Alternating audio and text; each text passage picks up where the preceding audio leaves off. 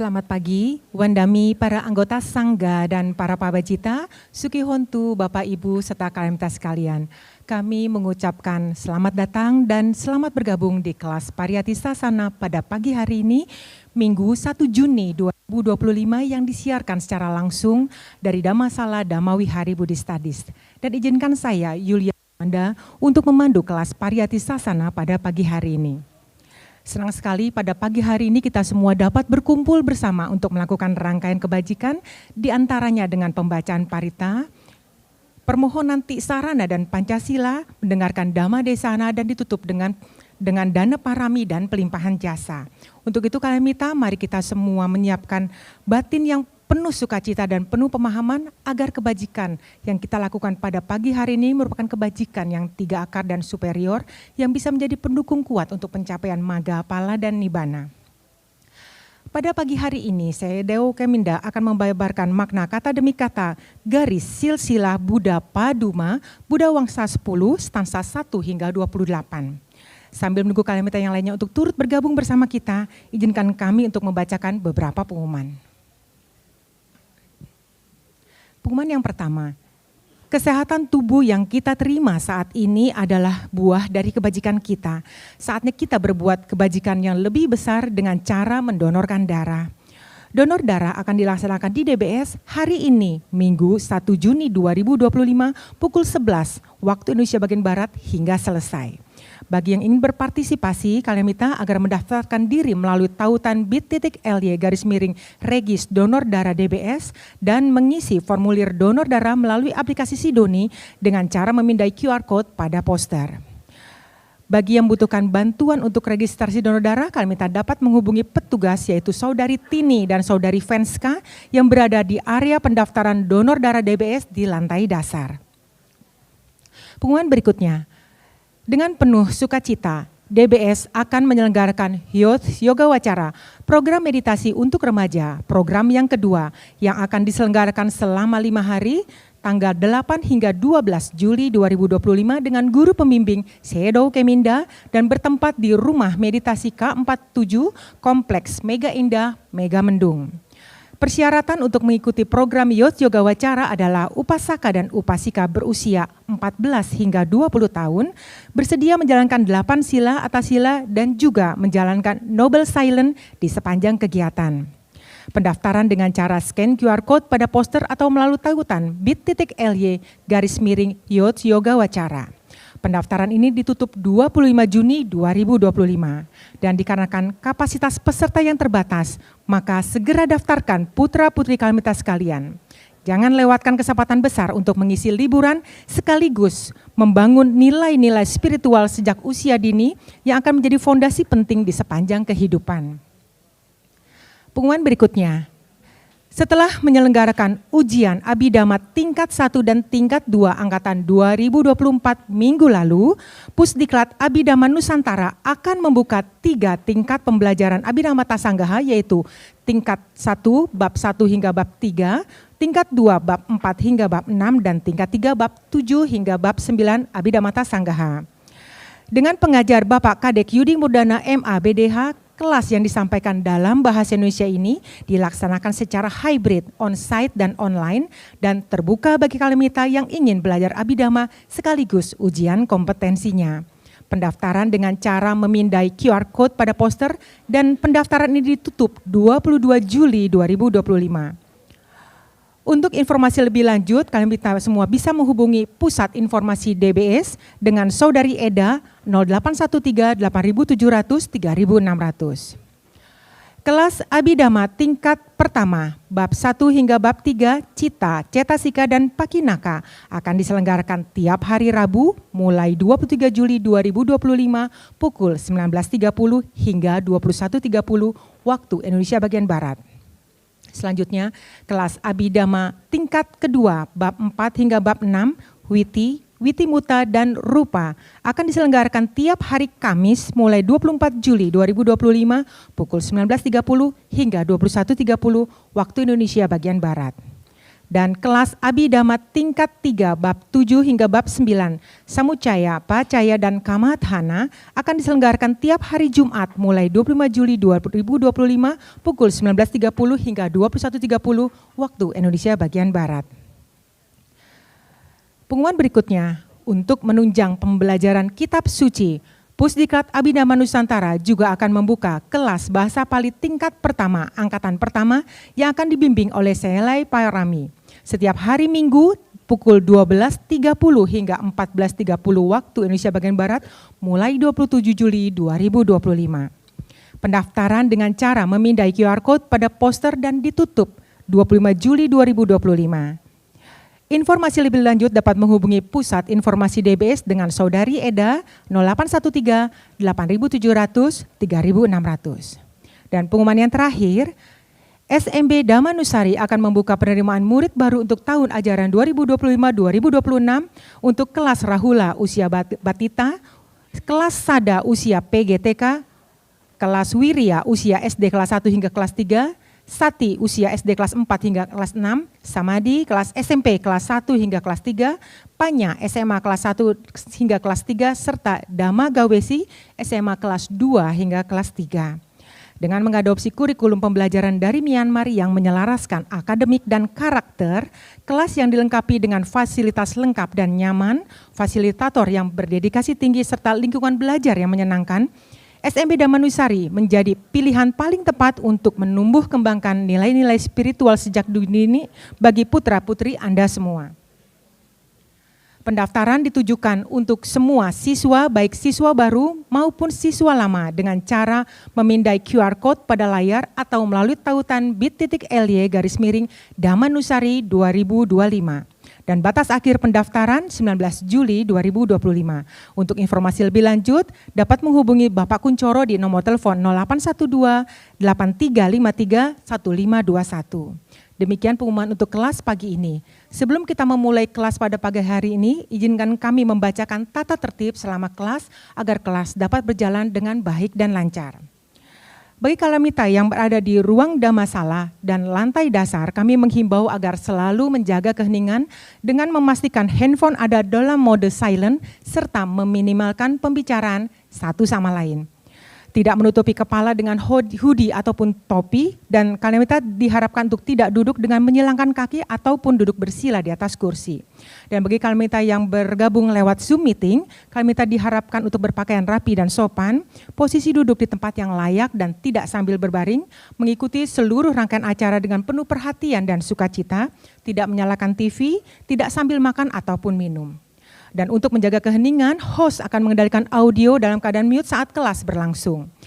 Bagi peserta Zoom meeting yang tidak mematuhi tata tertib dan dirasa berpotensi mengganggu jalannya kelas, dengan segala hormat akan kami keluarkan dari Zoom meeting kelas PS online. Demikianlah tata tertib kelas pagi ini. Selanjutnya, sambil menunggu kedatangan Shadow Keminda, mari kita semua mempersiapkan batin dan jasmani, karena sebentar lagi Bante akan memasuki ruang Dhammasala.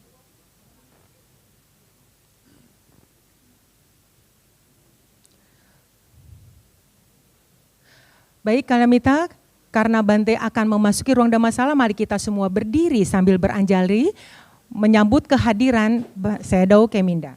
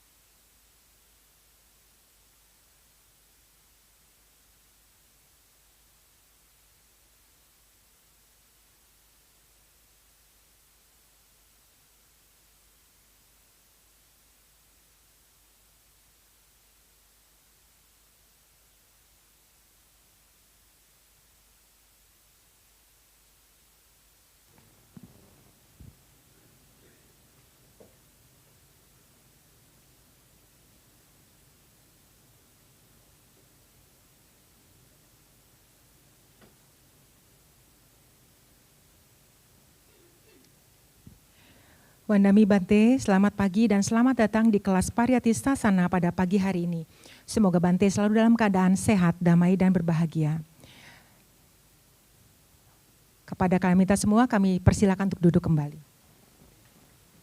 Dan untuk membuka kelas pada pagi hari ini, kita akan membuka dengan bacaan permohonan Tisarana dan Pancasila kepada Bante Keminda yang akan dipimpin oleh Saudara Yohendi. Mohon agar Bante berkenan membimbing kami dalam permohonan Tisarana dan Pancasila. Kepada Saudara Yohendi kami persilakan.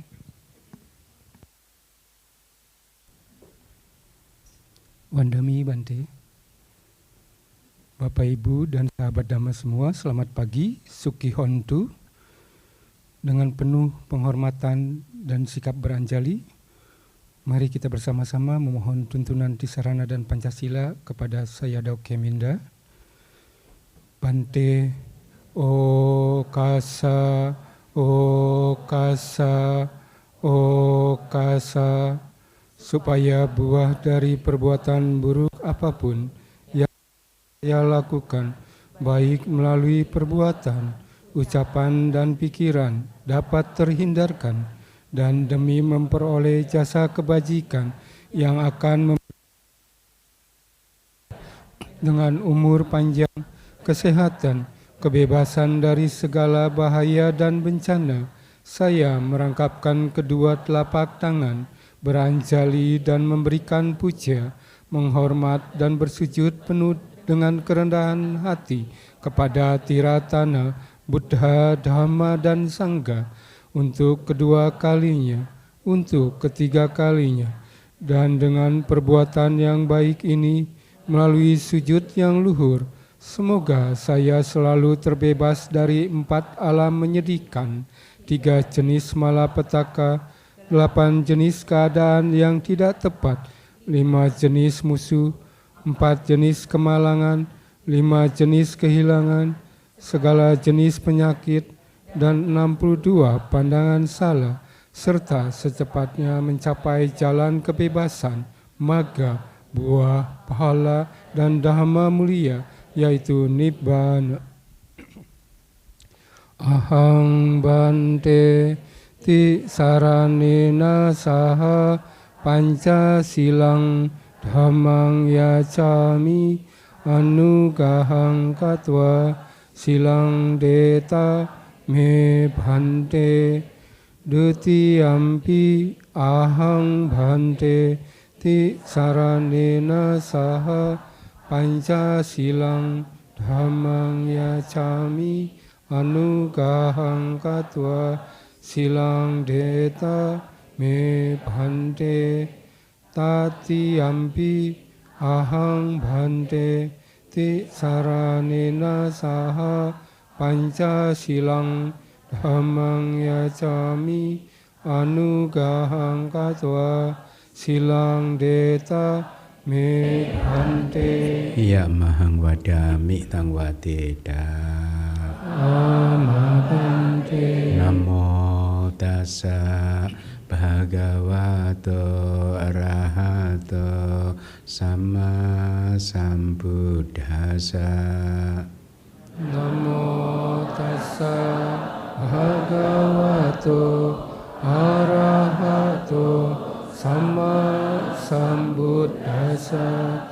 Namo tassa bhagavato arahato sama sambuddhassa.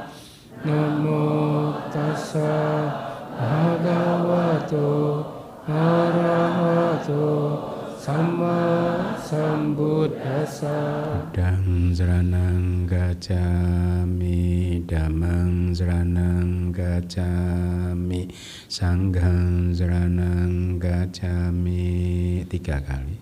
Buddhang saranang gacchami, dhammang saranang gacchami, sanghang saranang gacchami.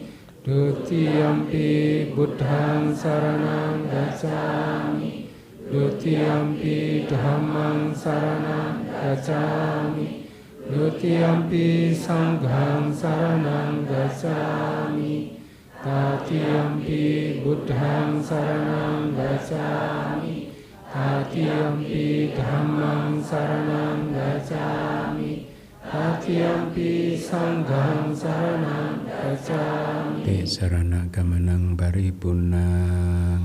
Amabhante. Panati pata weramani sikkhapadang samadhiyami.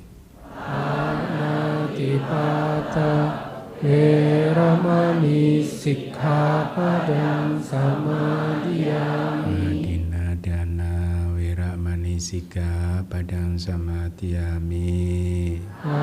Adinadana weramani sikkhapadang samadhiyami. Kame sumicacara weramani sikkhapadang samadhiyami. Kami sumicacara weramani sikkhapadang samadhiyami. Musawada weramani sikkhapadang samadhiyami. Musawada weramani sikkhapadang samadhiyami. Surameraya majja pamadatana weramani sikkhapadang samadhiyami. Surameraya majja pamadatana weramani sikkhapadang samadhiyami. Idang me punya. Idang me punya. Aswakaya. Aswakaya. Hotu. Idang me sila. Idang me sila. Nippanasa. Nippanasa. Pacayo. Pacayo. Hotu. Te sarane nasa Pancasila dhammang sadukang katowa pamadena sampateda. Amabhante. Sadu, sadu, sadu. Terima kasih Bante.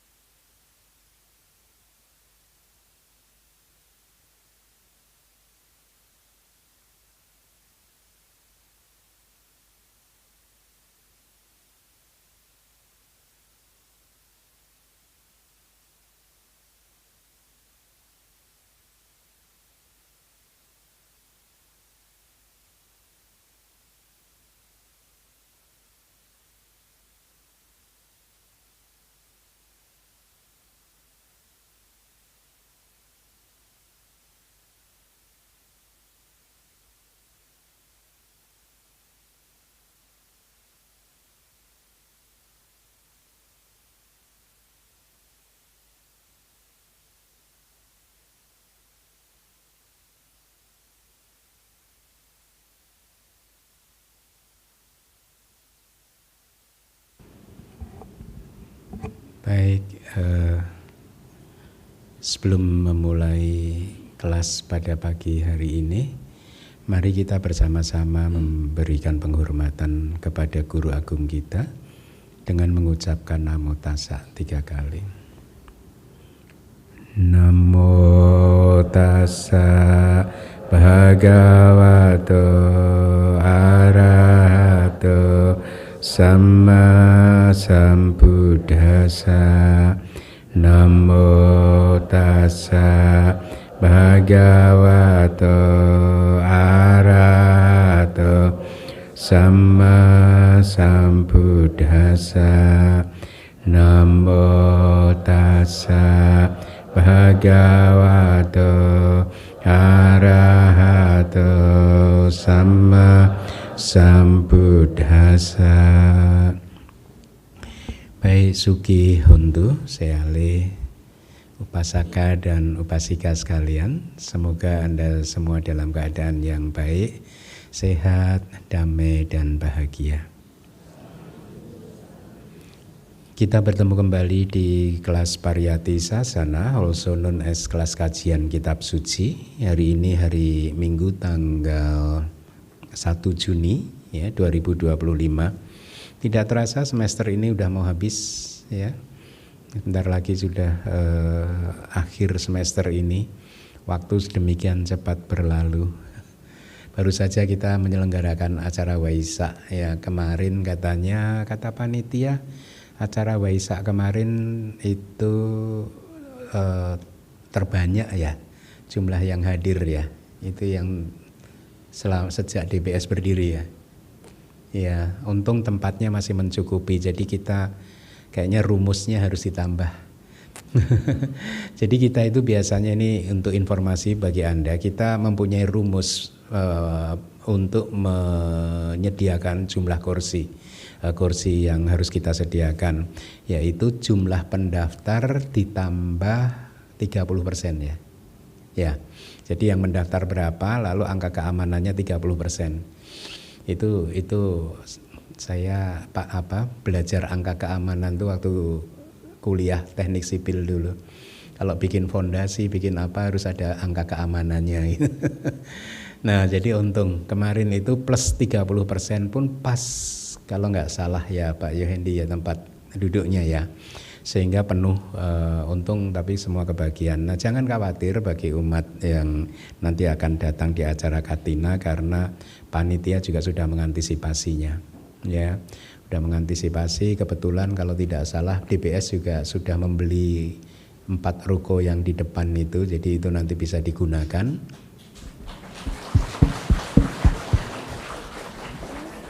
Ya, yang di seberang jalan itu kalau tidak salah ya.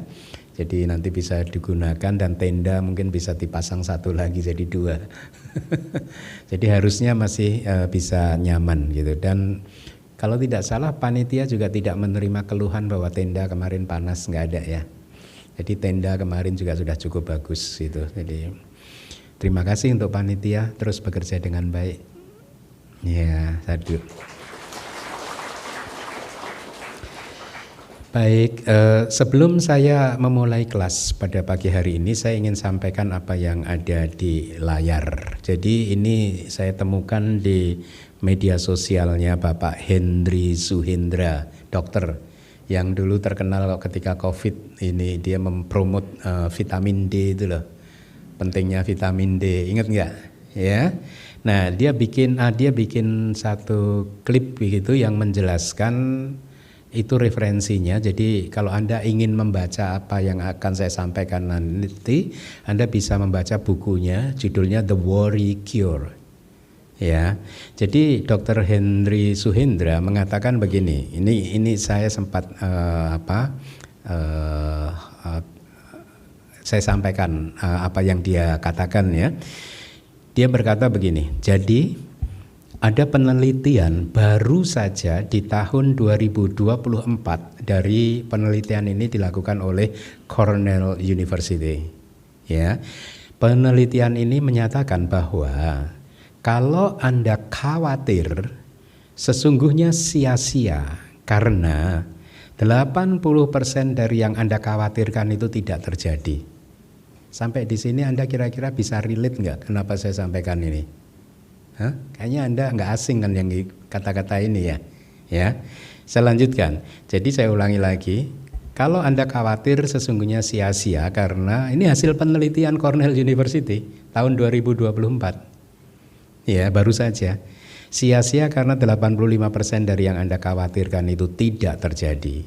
Bahkan dari 15% yang terjadi itu 79%-nya itu bisa Anda handle dengan baik. Jadi, kalaupun terjadi, Anda bisa mengatasinya. Ya. Dan bahkan Anda bisa belajar dari pengalaman itu karena oleh karena itu, maka secara overall, kata Dr. Henry Suhendra, 97% dari apa yang Anda cemaskan adalah unfounded and manageable.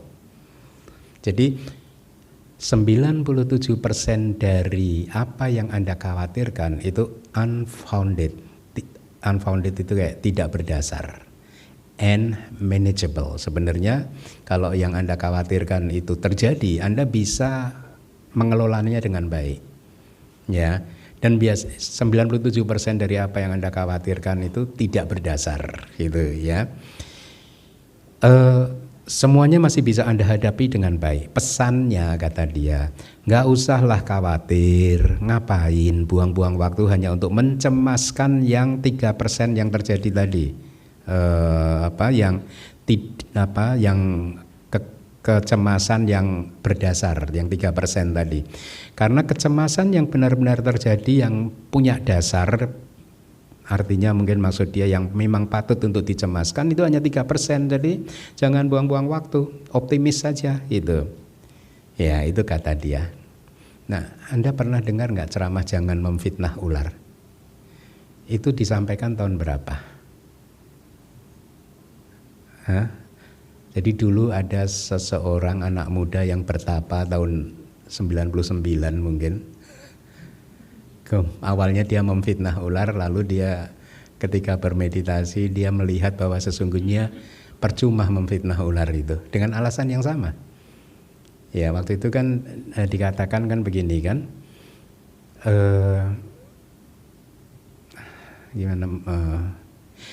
gini. Kita itu sebenarnya tidak pernah cemas, takut, dan khawatir terhadap problem yang kita hadapi. Ya. Dengan kata lain, kita itu takut, cemas, khawatir terhadap apa yang menurut kita akan terjadi. Ya, saya ulangi lagi, semua manusia sesungguhnya tidak pernah cemas, takut, khawatir terhadap masalah yang dia hadapi. Ketakutan dan kecemasan itu baru muncul ketika dia mulai memprediksi, oh jangan-jangan efek dari masalah yang sedang saya hadapi adalah begini, begitu, begini, begitu. Nah, akhirnya pikiran yang tidak terampil, tidak disiplin, tidak terlatih, kemudian memikirkan apa yang nggak ada tadi, yang menurut dia akan terjadi, dia pikirkan, dan gara-gara dia mikir yang seperti itu, maka dia ketakutan, dia cemas, dia khawatir. Sebenarnya perumusan ini muncul ketika saya takut melihat ular itu dulu di hutan itu. Jadi setiap kali melihat ular ada rasa deg-degan, takut karena kita tinggal di hutan belantara, tidak ada orang dan saya nggak punya ilmu pengetahuan apapun tentang ular, mana yang berbisa dan mana yang tidak. Juga tidak tahu kalau digigit ular nanti ininya apa, tindakan pertamanya apa, itu juga tidak tahu, sehingga saya selalu terteror ketika berada di dalam hutan setiap kali melihat ular, padahal boleh dikatakan pagi, siang, sore, malam bisa saja saya melihat ular terus gitu. Nah, karena ular di mana-mana kan. Hingga pada suatu hari ketika bermeditasi melihat pengalaman-pengalaman masa lalu itu, saya agak dalam tanda kutip ya terkejut. Ternyata saya nggak pernah takut loh dengan ular itu. Dari pengalaman flashback ke masa lalu itu saya nggak takut loh dengan ular itu. Lalu kan saya telusuri lagi, tapi kenapa kemarin-kemarin setiap kali melihat ular takut?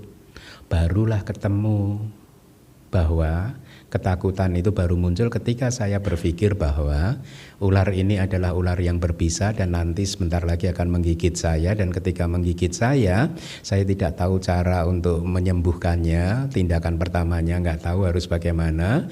Kalau berteriak juga di hutan nggak ada orang. Kalau ke desa terdekat juga minimal 30 menit. Sebelum sampai ke desa saya udah mati.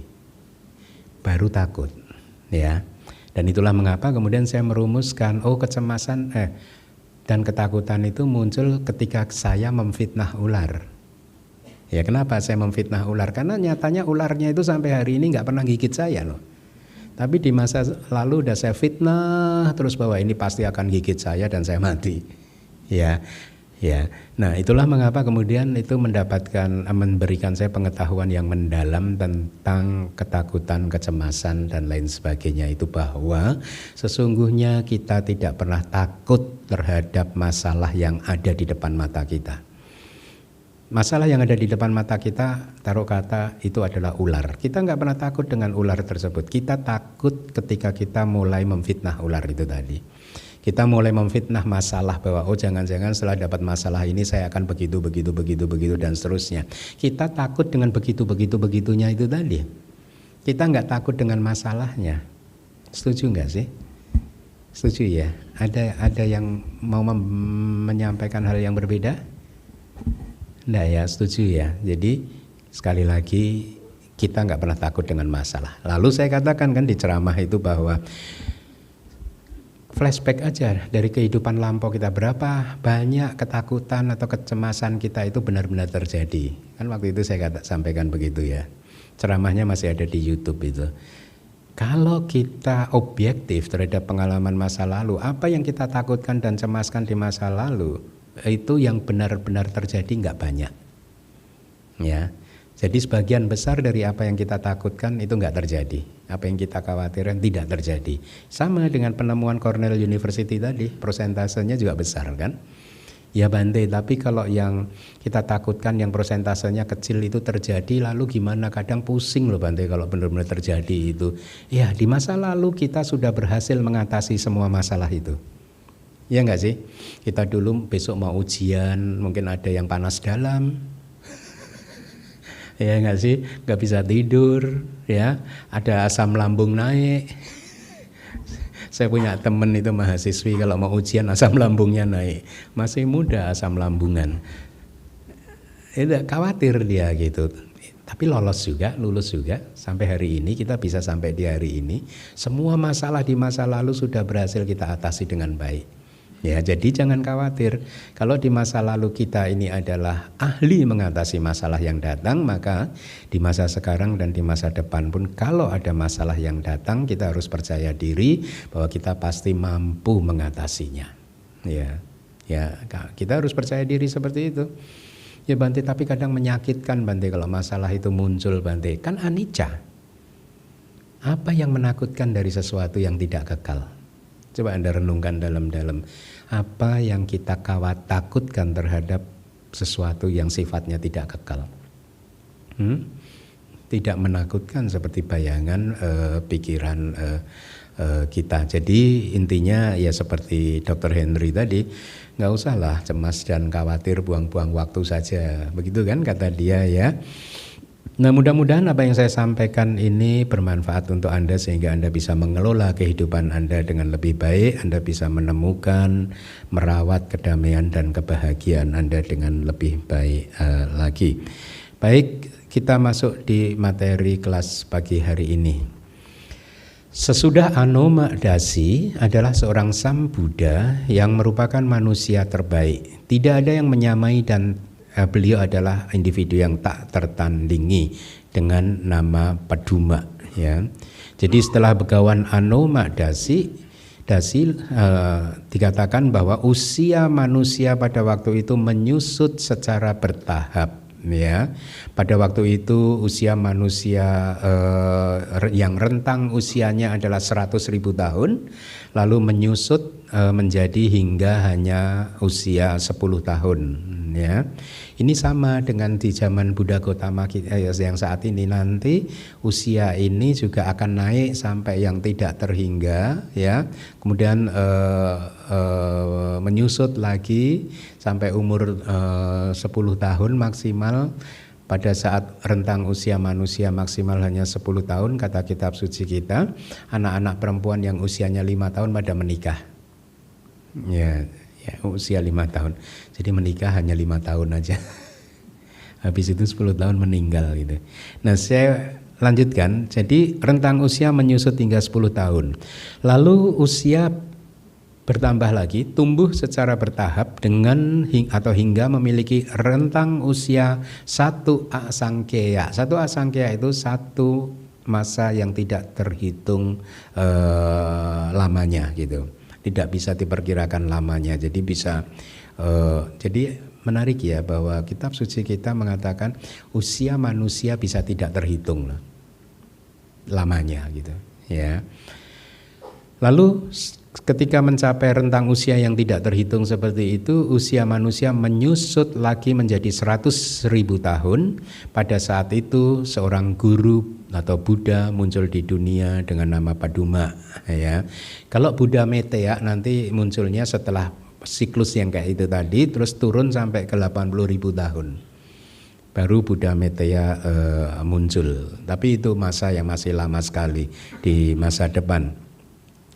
Beliau pun setelah memenuhi parami-paraminya terlahir kembali di surga Tusita, meninggal dari sana dan mengambil patik sandi di rahim seorang permaisuri yang bernama Aksama di kota Campaka.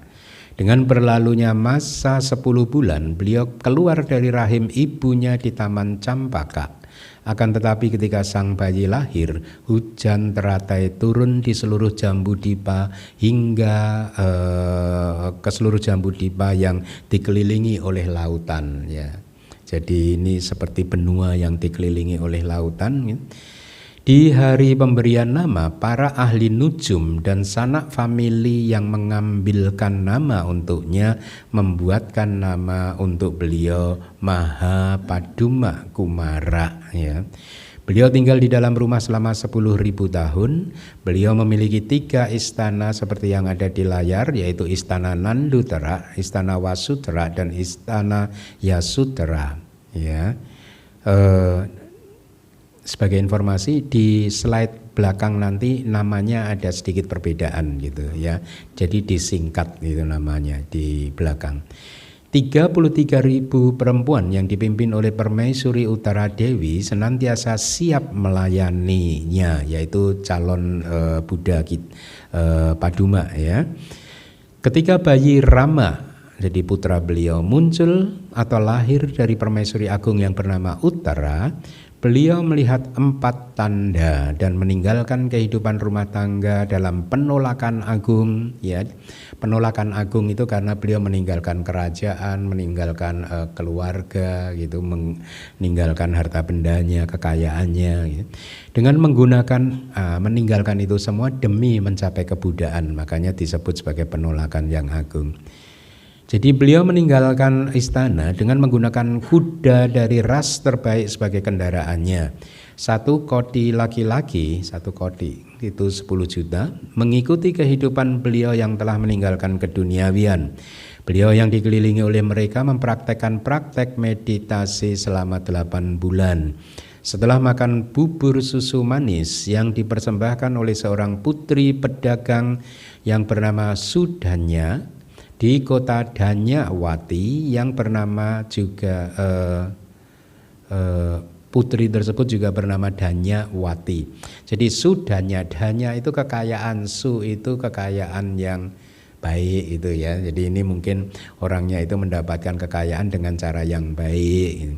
Kota Danyawati, Danya itu tadi kekayaan, Wati itu kayak imbuhan aja yang berarti memiliki gitu. Jadi kota yang memiliki banyak kekayaan, banyak grain, padi-padian begitu. Nah, si putri pedagang yang mempersembahkan tadi juga bernama Danyawati. Jadi seorang perempuan yang memiliki banyak kekayaan. di malam bulan purnama. Lalu Bodhisatta menghabiskan waktu untuk tidur siang di hutan Mahasala, menerima 8 genggam rumput yang dipersembahkan oleh seorang pertapa telanjang yang bernama Titaka di petang hari, dan beliau pun kemudian mendekati pohon Bodhi yang namanya adalah pohon Bodhi Mahasona. Lalu beliau menyiapkan tikar rumput dengan ukuran 38 hasta, menekuk kaki untuk bersila, menetapkan usaha yang memiliki 4 faktor, yaitu biarlah tubuh ini mengering dan seterusnya itu, menghancurkan bala tentara Mara dan merealisasi 3 pengetahuan sejati di 3 bagian malam. Masih ingat ya 3 pengetahuan sejati apa saja? Singkatannya PDA. Yang pertama adalah Pube Niwasa Anusatinyana. Ini adalah pengetahuan yang membuat beliau mampu mengingat kehidupan-kehidupan lampaunya. Yang kedua adalah D, Diba Caku, yaitu mata dewa atau mata yang adikodrati. Kemudian yang ketiga adalah Asawakaya Nyana, pengetahuan yang menghancurkan semua noda-noda batin gitu. Lalu beliau yang dikelilingi setelah mencapai kebudaan, beliau mengucapkan ekspresi perasaan yang intens, yaitu aneka jati samsarang dan seterusnya ya. Setelah menghabiskan waktu di dekat pohon Bodhi selama 7 minggu dan menyetujui permohonan Brahma untuk Dhamma di sana, Begawan Paduma yang menyelidiki individu-individu yang mengikutinya ya, dan akhirnya beliau melihat 1 koti biku yang sejak awal mengikutinya, yang meninggalkan kehidupan rumah tangga bersama dirinya, ada di satu tempat. Lalu beliau pergi melalui angkasa pada saat itu juga, turun di Taman Dhananjaya di dekat kota Dhanawati, dan beliau yang dikelilingi oleh mereka memutar roda Dhamma di tengah-tengah mereka. Pada waktu itu terjadi penembusan Dhamma untuk 100 koti makhluk. Oleh karena itu dikatakan sesudah Anoma Dasi adalah seorang Sambuddha yang merupakan manusia terbaik. Tidak ada yang menyamai, dan beliau adalah individu yang tidak tertandingi dengan nama Paduma. Silanya tidak ada yang menyamai, konsentrasinya pun tidak ada habisnya. Wajar ya Buddha itu, karena kekuatan konsentrasinya, kekuatan samadhinya, dan tentu juga dengan sati dan lain sebagainya, itu dikatakan mampu mengingat seluruh kehidupannya. Makanya beliau bisa bercerita panjang lebar tentang bagaimana alam semesta hancur, terbentuk lagi, hancur lagi, terbentuk lagi, begitu. Beliau bisa mengingatnya gitu. Jangan pernah berpikir bahwa itu hanyalah cerita-cerita kosong, enggak. Salah satu teman saya juga ada yang mampu mengingat itu sampai ketika kalpa yang ini sebelum terbentuk, kalpa yang sebelumnya hancur, lalu dia bahkan ingat akhirnya terkonfirmasi beliau terlahir di Brahma Abhasara, lalu ketika turun lagi ke kalpa yang sekarang bumi ini mulai terbentuk, itu beliau masih bisa mengingatnya kan. Ya ini yang dia sampaikan sendiri ke saya, bahkan saya mendengarnya langsung dari yang bersangkutan. Jadi apalagi Buddha begitu ya. Jadi bahkan Pabajita di zaman sekarang pun ada yang bisa mengingat seperti itu. Jadi tidak mustahil kalau Buddha bisa jauh melebihi ingatan-ingatan yang bersangkutan tadi gitu. Jadi konsentrasinya, silanya tidak ada yang menyamai, artinya sila beliau tidak tertandingi oleh sila-sila orang-orang yang lain. Silanya adalah yang tertinggi dan terbaik. Konsentrasinya pun tidak ada habisnya, berarti konsentrasinya pun tidak terukur. Keadaan tanpa batasnya harus dilihat dalam hal pengungkapan alam semesta, sepasang keajaiban dan lain-lain. Jadi untuk menggambarkan bahwa konsentrasi Buddha itu tidak terukur, Anda bisa kitab komentar memberikan argumen bahwa hal itu bisa kita lihat dari bagaimana Buddha Paduma mengungkap alam semesta ini. Ya, itu semua tidak akan terjadi kalau beliau tidak memiliki konsentrasi dan ingatan yang kuat. Ya, juga bagaimana beliau melakukan sepasang keajaiban itu. keajaiban ganda itu. Dari mata kanan mengeluarkan api, mata kiri mengeluarkan air, telinga kanan juga api, air kemudian dibalik begitu. Itu hanya bisa dilakukan oleh seseorang yang mempunyai konsentrasi yang tidak ada habisnya gitu. Dan banyak hal lain yang membuktikan bahwa memang konsentrasi atau samadhi Buddha itu tidak ada habisnya. Kebijaksanaan yang mulianya itu artinya pengetahuan yang mengetahui segalanya, atau kebijaksanaannya yang tidak umum, yang luar biasa gitu. Ya itulah mengapa kembali lagi beliau bisa mengetahui segala hal yang perlu diketahui dalam kaitannya dengan proses berputarnya samsara dan juga proses mencapai nibbana. Beliau mengetahui semuanya itu. Kebebasannya pun artinya kebebasan begawan melalui buah kearahantaan. Semua Buddha itu adalah arahanta. Semua murid-murid Buddha yang banyak juga yang menjadi arahanta. Paceka Buddha juga arahanta, tetapi kemampuan kebijaksanaannya berbeda-beda. Hanya Buddha lah yang tertinggi di antara para arahanta yang lainnya tadi. Tidak ada bandingannya artinya tanpa perbandingan. Di saat pemutaran roda dhammanya yang memiliki kemegahan yang tak terukur, terjadi 3 penembusan yang menghapus kegelapan yang hebat. Arti dari yang memiliki kemegahan yang tak terukur adalah yang memiliki kemegahan pengetahuan yang tak terukur. Setuju ya, pengetahuan beliau itu tidak terukur. Anda hanya akan bisa mengapresiasinya kalau Anda banyak mendengarkan pembahasan kitab suci seperti ini, atau Anda membaca kitab suci langsung. Anda akan benar-benar merasa bahwa oh iya ya, memang pengetahuan dan kebijaksanaan Buddha itu tidak terukur ya. Kita akan kagum dengan Buddha ya. Kemudian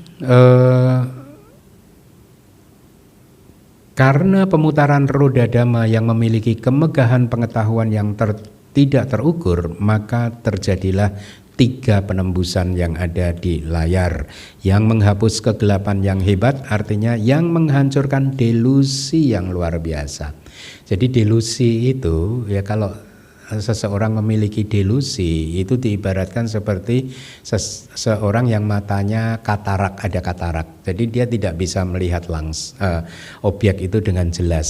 Dia hanya bisa melihat objek itu dengan berbayang-bayang gitu, buram, tidak jelas. Ya sama sebenarnya, ini perumpamaan yang tepat sekali yang menggambarkan bagaimana moha itu bekerja dalam membuat batin kita itu menjadi tidak bisa melihat objek dengan jelas ya.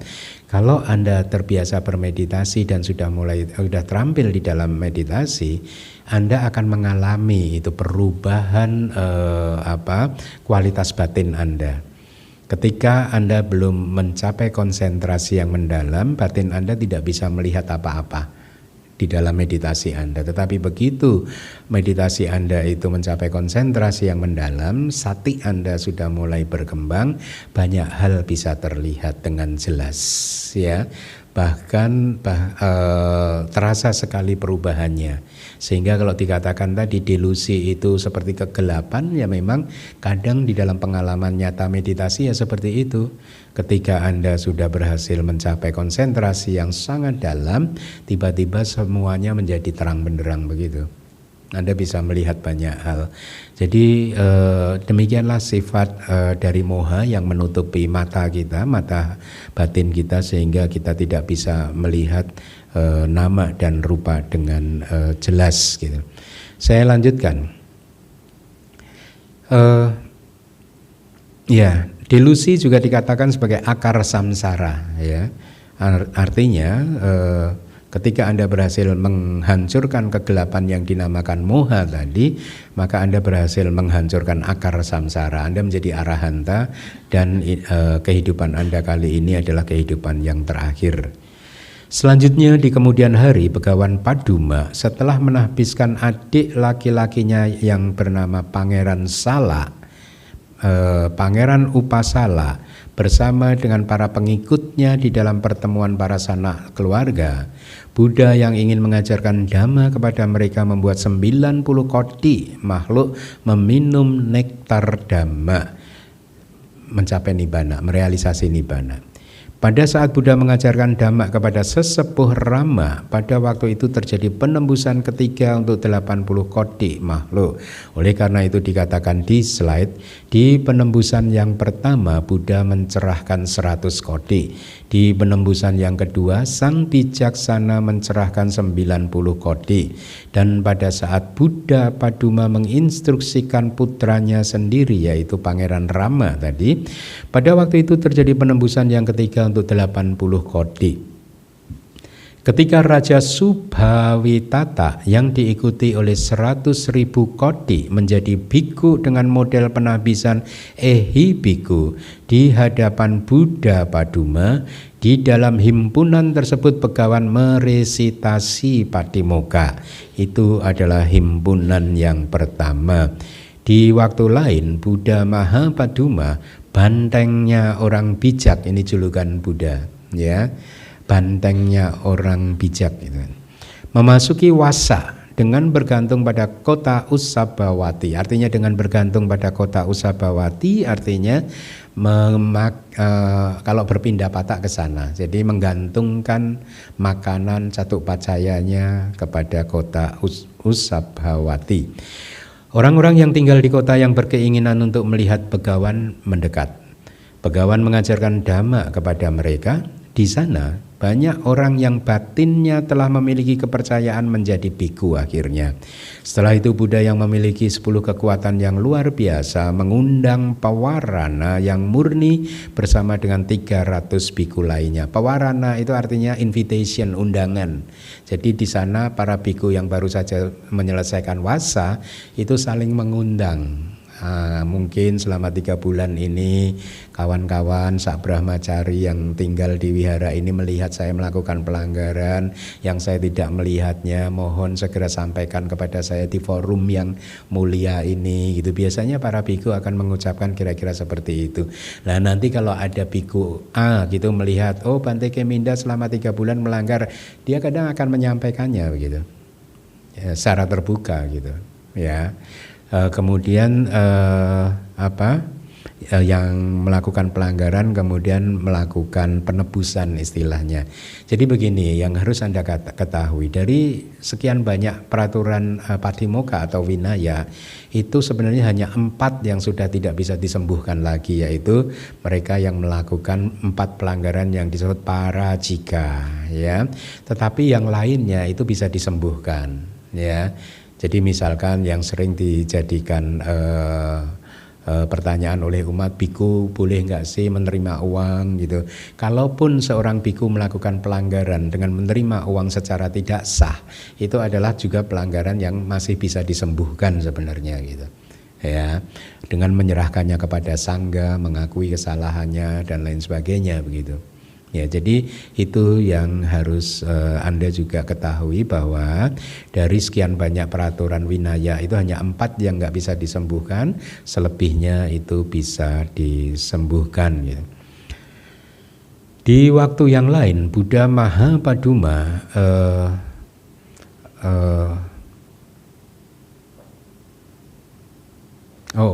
Tadi sudah masuk ke Pawarana. Nah Pawarana tadi yang sekaligus mengakhiri masa wasa itu disebut sebagai Pawarana yang murni karena yang hadir itu 300.000 biku semuanya arahanta. Ya. Itu adalah himpunan yang kedua.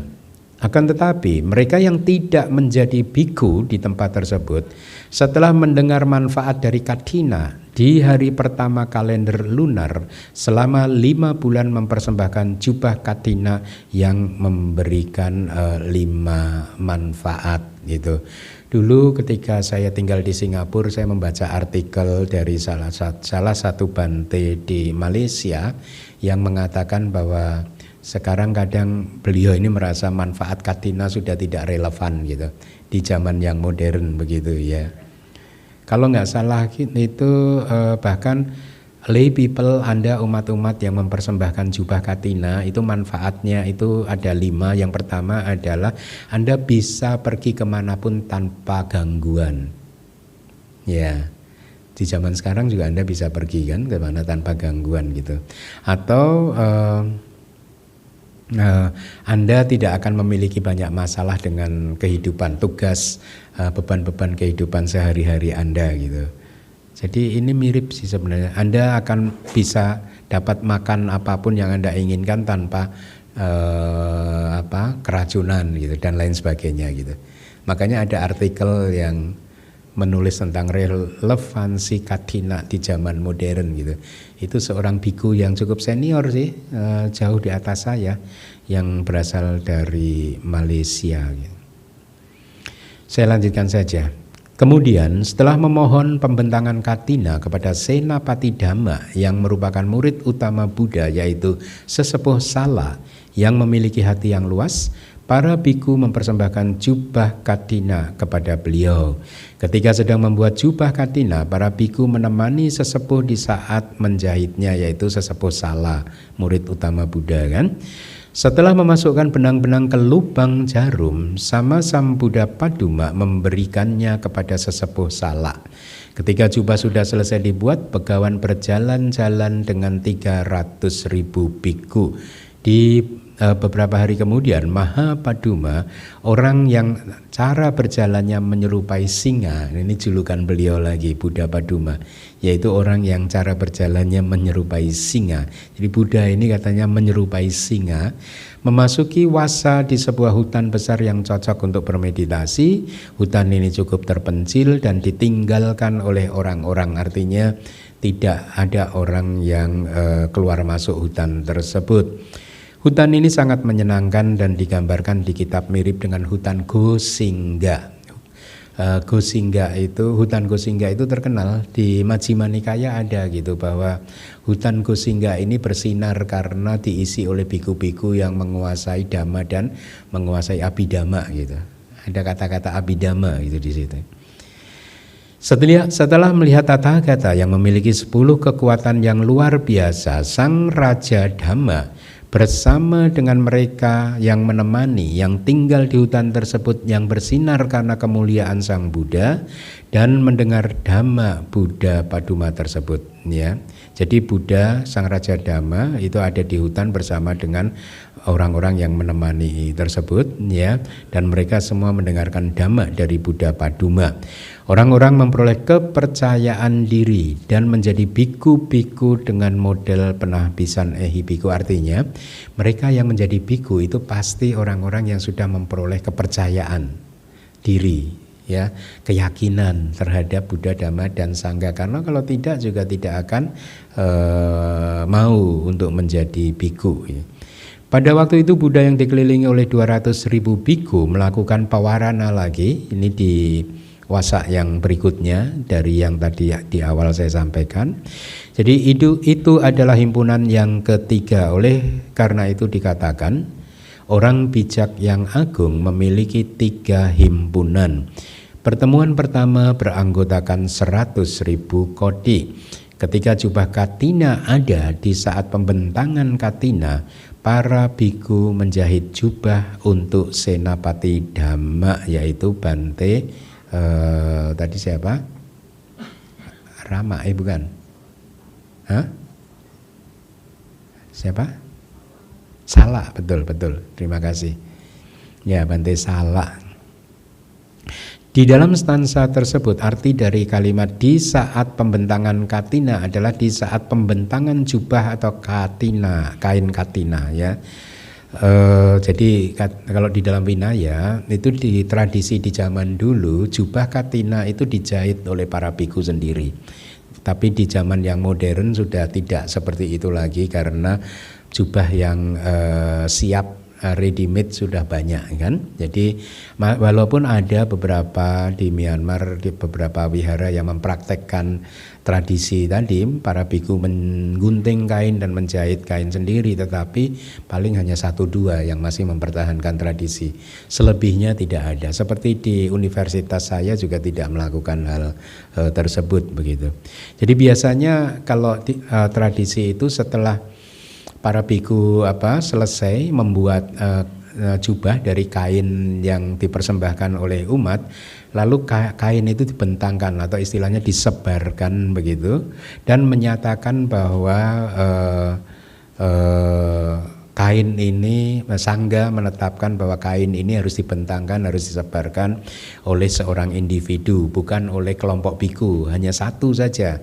Karena yang berhak untuk mendapatkan jubah katina itu hanya satu biku, bukan 2, 3 atau lebih. Nah, jadi menurut kitab komentar, individu tersebut haruslah individu tadi yang sudah ditentukan oleh sangga bahwa ini misalkan penetapannya adalah jubah katina tahun ini diberikan untuk biku yang paling senior. Tetapi kalau biku yang paling senior dirasa masih jubahnya masih bagus, lalu akan diputuskan diberikan kepada yang junior yang jubahnya memang sudah harus diganti gitu. Ya, jadi setelah itu lalu diputuskan dan harus dinyatakan bahwa jubah katina tahun ini akan diberikan kepada Bante A misalkan begitu. Nah, itu teknis yang biasanya dilakukan oleh sangga di dalam menentukan siapa yang berhak untuk mendapatkan jubah katina gitu. Oke, kita lanjut saja ke ke slide ya. Jadi Senapati Dhamma tadi siapa? Sesepuh Salak ya. Beliau ini adalah Senapati Dhamma. Bahasa Palinya adalah tinggal Anda balik Dhamma Senapati. Ya, jadi Senapati pun bahasa Pali juga itu, dan sudah diadopsi oleh bahasa Indonesia. Makanya Dhamma Senapati saya terjemahkan menjadi Senapati Dhamma. Ya, Senapati itu kayak jenderal perangnya begitu loh. Kalau Senapati Dhammanya Buddha Gautama siapa? Yang Mulia Sari Puta. Ya, kita lanjutkan.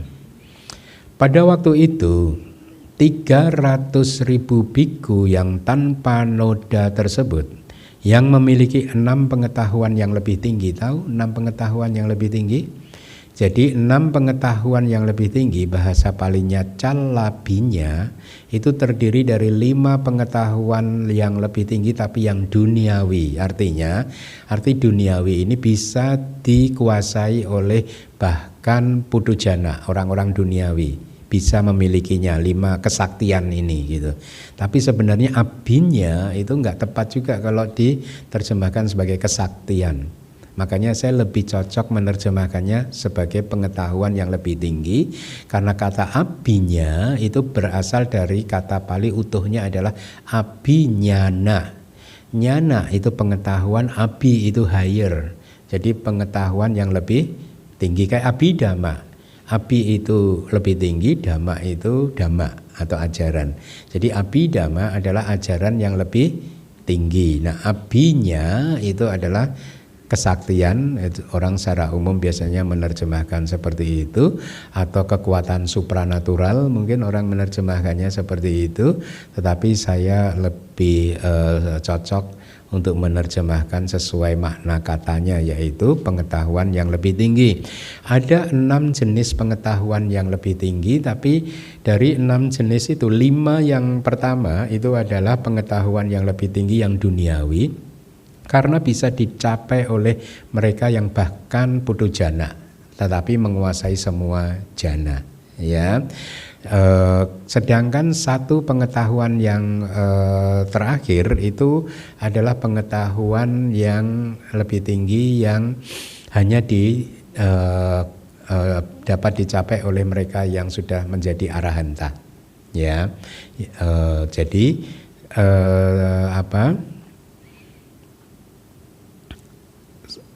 demikianlah yang disebut 6 pengetahuan yang lebih tinggi. 6 pengetahuan yang lebih tinggi yang keenam yang hanya dicapai oleh arahanta itu asawakaya nyana, pengetahuan yang menghancurkan semua noda batin. Ya. Nah, kita lanjutkan di slide. Yang tak terkalahkan artinya tidak bisa dikalahkan ya. Jadi pada waktu itu 300.000 biku yang tanpa noda tersebut, yang memiliki 6 pengetahuan yang lebih tinggi, memiliki kekuatan gaib yang hebat dan tak terkalahkan datang bersama-sama. Bukan berarti tak terkalahkan ini jago kungfu, itu bukan ya. Jadi konteks Buddhis itu jauh dari kekerasan. Kalau Anda mendengar kata tak terkalahkan bukan berarti dia adalah individu yang kalau berantem pasti menang gitu. Enggak, ya. Dia tak terkalahkan karena sudah berhasil mengalahkan semua musuhnya. Nah, musuhnya itu siapa? Kilesa, kotoran-kotoran batin, ya. Jadi dalam konteks ajaran Buddha, terminologi musuh itu merujuk kepada kotoran batin, ya. Kotoran batin sendiri atau kotoran batin orang lain? Sendiri. Kotoran batin orang lain tidak pernah menjadi musuh Anda, ya. Kotoran batin Anda sendirilah yang menjadi musuh Anda. Dan hanya saya pernah ada yang bikin quote begini ya, sesungguhnya hanya ada satu musuh di dalam kehidupan kita, ya. Kita ini sesungguhnya hanya punya satu musuh, tidak dua, tidak tiga, hanya satu musuh kita. Dan musuh kita yang hanya satu itu adanya di dalam diri kita, tidak di luar diri kita.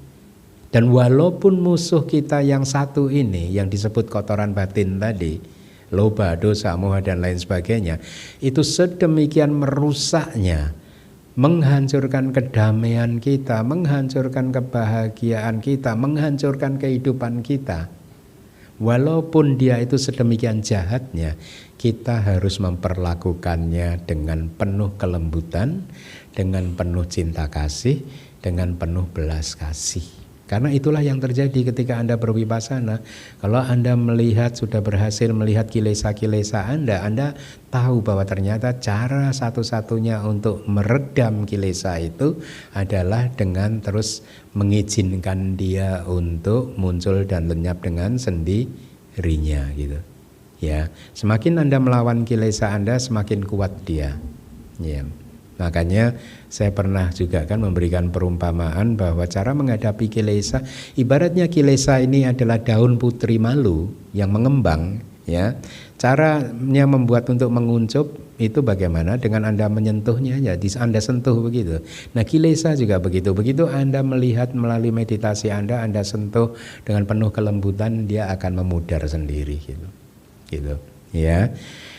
Saya lanjutkan. Dan sekali lagi, dia yang merupakan kepala para manusia memasuki tempat tinggal untuk menghabiskan musim hujan di sebuah hutan besar. Pada waktu itu terjadi pertemuan yang beranggotakan 200.000.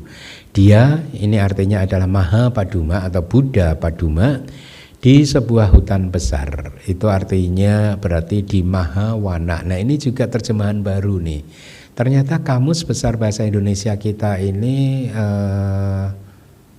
terus berubah atau terus diupdate. Jadi banyak istilah-istilah baru yang dimasukkan gitu.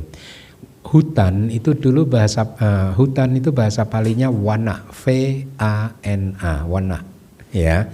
Itu hutan, ya. Ternyata sekarang di Kamus Besar Bahasa Indonesia W-A-N-A juga udah masuk dan artinya hutan juga. Jadi sama, fana yang satu tulisannya fana, yang satu pakai w, wana. Tapi cara bacanya sama, wana gitu. Ya. Makanya kalau hutan besar itu bahasa Palinya Mahawana. Nah, makanya kemudian bisa terjemahan barunya Mahawana juga pakai w tapi begitu. Ya.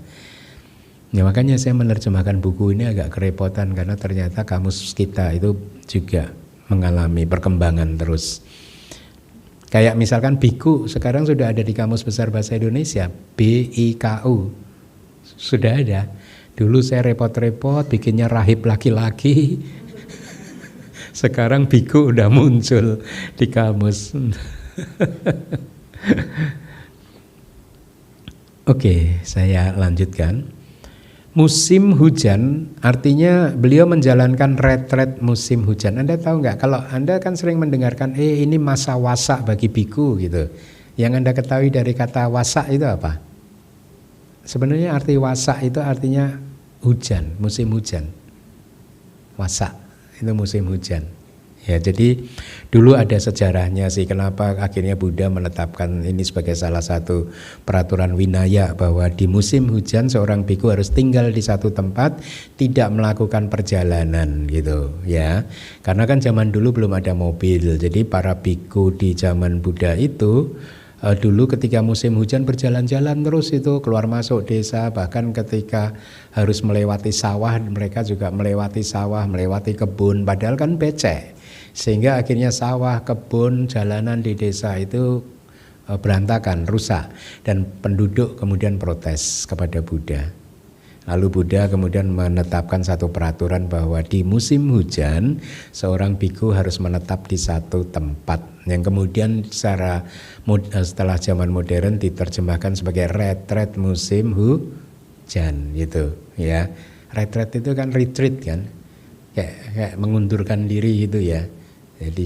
Jadi harusnya nggak pergi kemana-mana. Tetapi peraturan winaya juga memperbolehkan seorang biku yang sedang berada dalam masa wasa untuk melakukan perjalanan dengan alasan-alasan tertentu. Misalkan diundang untuk berceramah, boleh dengan beberapa syarat tertentu. Makanya kan di musim wasa kan saya biasanya tetap mengajar kan, karena diundang untuk mengajar ya nggak apa-apa gitu ya.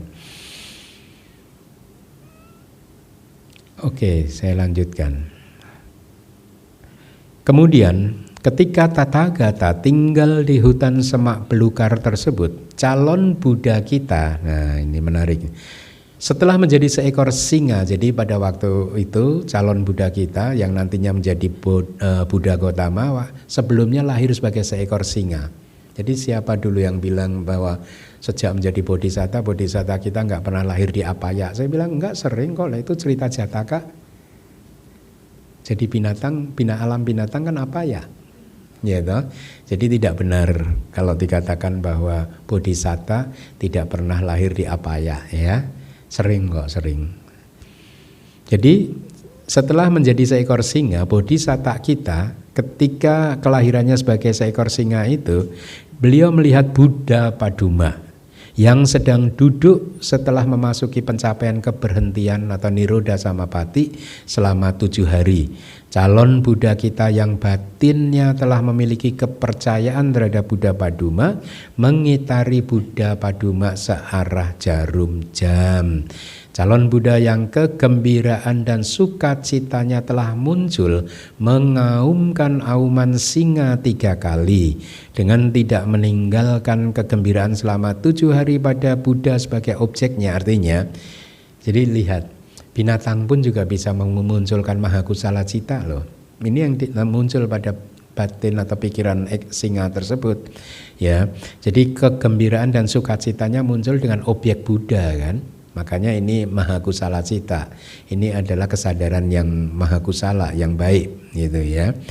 Jadi ketika dia gembira dan sukacita, lalu beliau mengaumkan auman singa selama 3 kali dengan tidak meninggalkan kegembiraan selama 7 hari pada Buddha sebagai objeknya. Artinya sebenarnya selama 7 hari itu singa tersebut itu gembira terus karena pikirannya menangkap Buddha sebagai objeknya.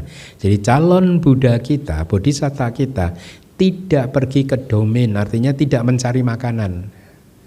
Hanya karena kegembiraan dan kebahagiaan itu tadi, pitik dan suka tadi gitu. Dengan menyerahkan nyawanya, akhirnya calon Buddha kita berdiri dengan penuh hormat walaupun menjadi seekor singa ya. Kemudian dengan berlalunya waktu 7 hari, Buddha bangkit dari pencapaian keberhentian. Jadi paham ya. Jadi pada waktu itu Buddha Mahapaduma bermeditasi masuk ke dalam Nirodha Samapatti selama 7 hari. Nirodha Samapatti itu pencapaian keberhentian, dan itu hanya bisa dicapai oleh anagami dan arahanta yang menguasai semua jana dan sudah melatihnya secara khusus. Jadi kalau Anda bisa mencapai pencapaian keberhentian itu, maka Anda bisa bermeditasi selama 7 hari maksimal. Proses pikiran batin Anda berhenti total, tidak berproses. Dan tubuh jasmani Anda yang diproduksi oleh pikiran juga berhenti berproses. ya, diproduksi oleh cita atau kesadaran, itu berhenti berproses. Nah, pada waktu itu Mahapaduma sedang masuk di pencapaian keberhentian itu selama 7 hari. Ya, lalu bodhisatta kita sebagai seekor singa melihat muncullah piti dan sukanya. Saking gembiranya bodhisatta kita tidak mencari makanan. Ya, nah di hari yang ke-7 setelah Buddha Mahapaduma itu keluar dari pencapaiannya, ya,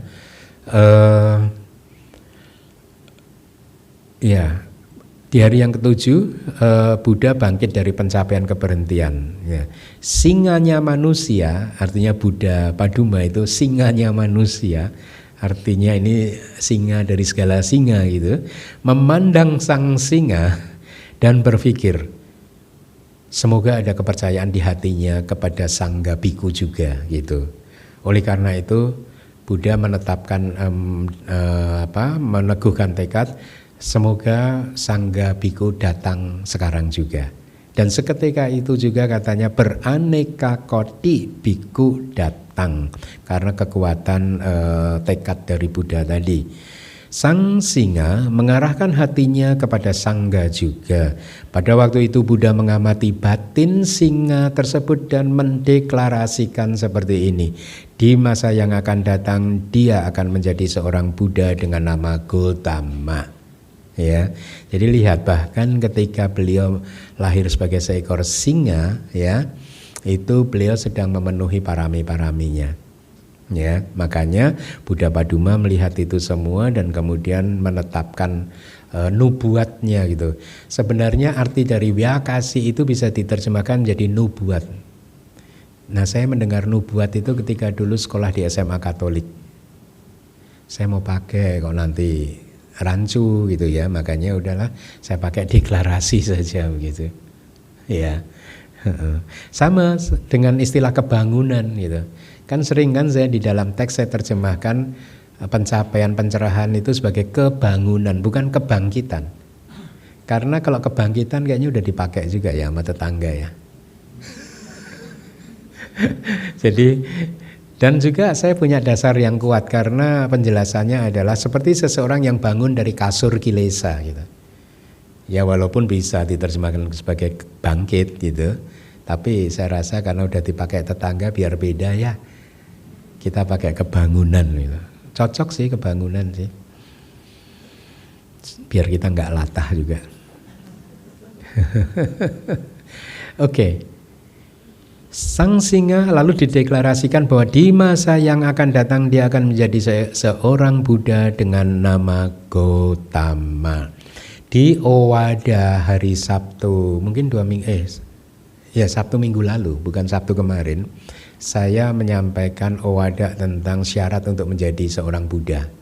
Dan di sana saya menyampaikan kepada audiens bahwa hari Jumat malam saya membaca buku walaupun hanya beberapa lembar waktu itu belum selesai dan sampai hari ini juga belum sempat dibuka kembali dan buku itu menarik. Buku ini menarik, saya rasa ini recommended sih untuk Anda baca. Di perpustakaan DBS juga tersedia bukunya. Judulnya kalau tidak salah The Footprints of the Wonderful Path to Buddhahood. Jadi Footprints of the Wonderful Path to Buddhahood, ya. Buku ini adalah dikatakan sebagai kayak autobiografinya Bante Arya Dhamma dari Sri Lanka. Baru saja meninggal dunia. Bante Arya Dhamma ini adalah dikatakan sebagai the next Buddha. Jadi di kelahirannya yang kemarin ini, di zaman kita ini, beliau ini bodhisatta. Ya, di buku itu ditulis bahwa beliau bisa melihat 1800 kelahiran lagi beliau akan menjadi Buddha. Beliau juga bisa bercerita bahwa di masa atau di zaman Buddha Meteya, kalau tidak salah beliau adalah biku, muridnya Buddha Meteya begitu. Ya, jadi saya rasa ini recommended. Bukunya ada di perpus, saya rasa di internet juga ada. Ya, Anda bisa baca untuk meningkatkan sadar Anda ya terhadap Buddha, Dhamma dan Sangha. Oke, saya lanjutkan.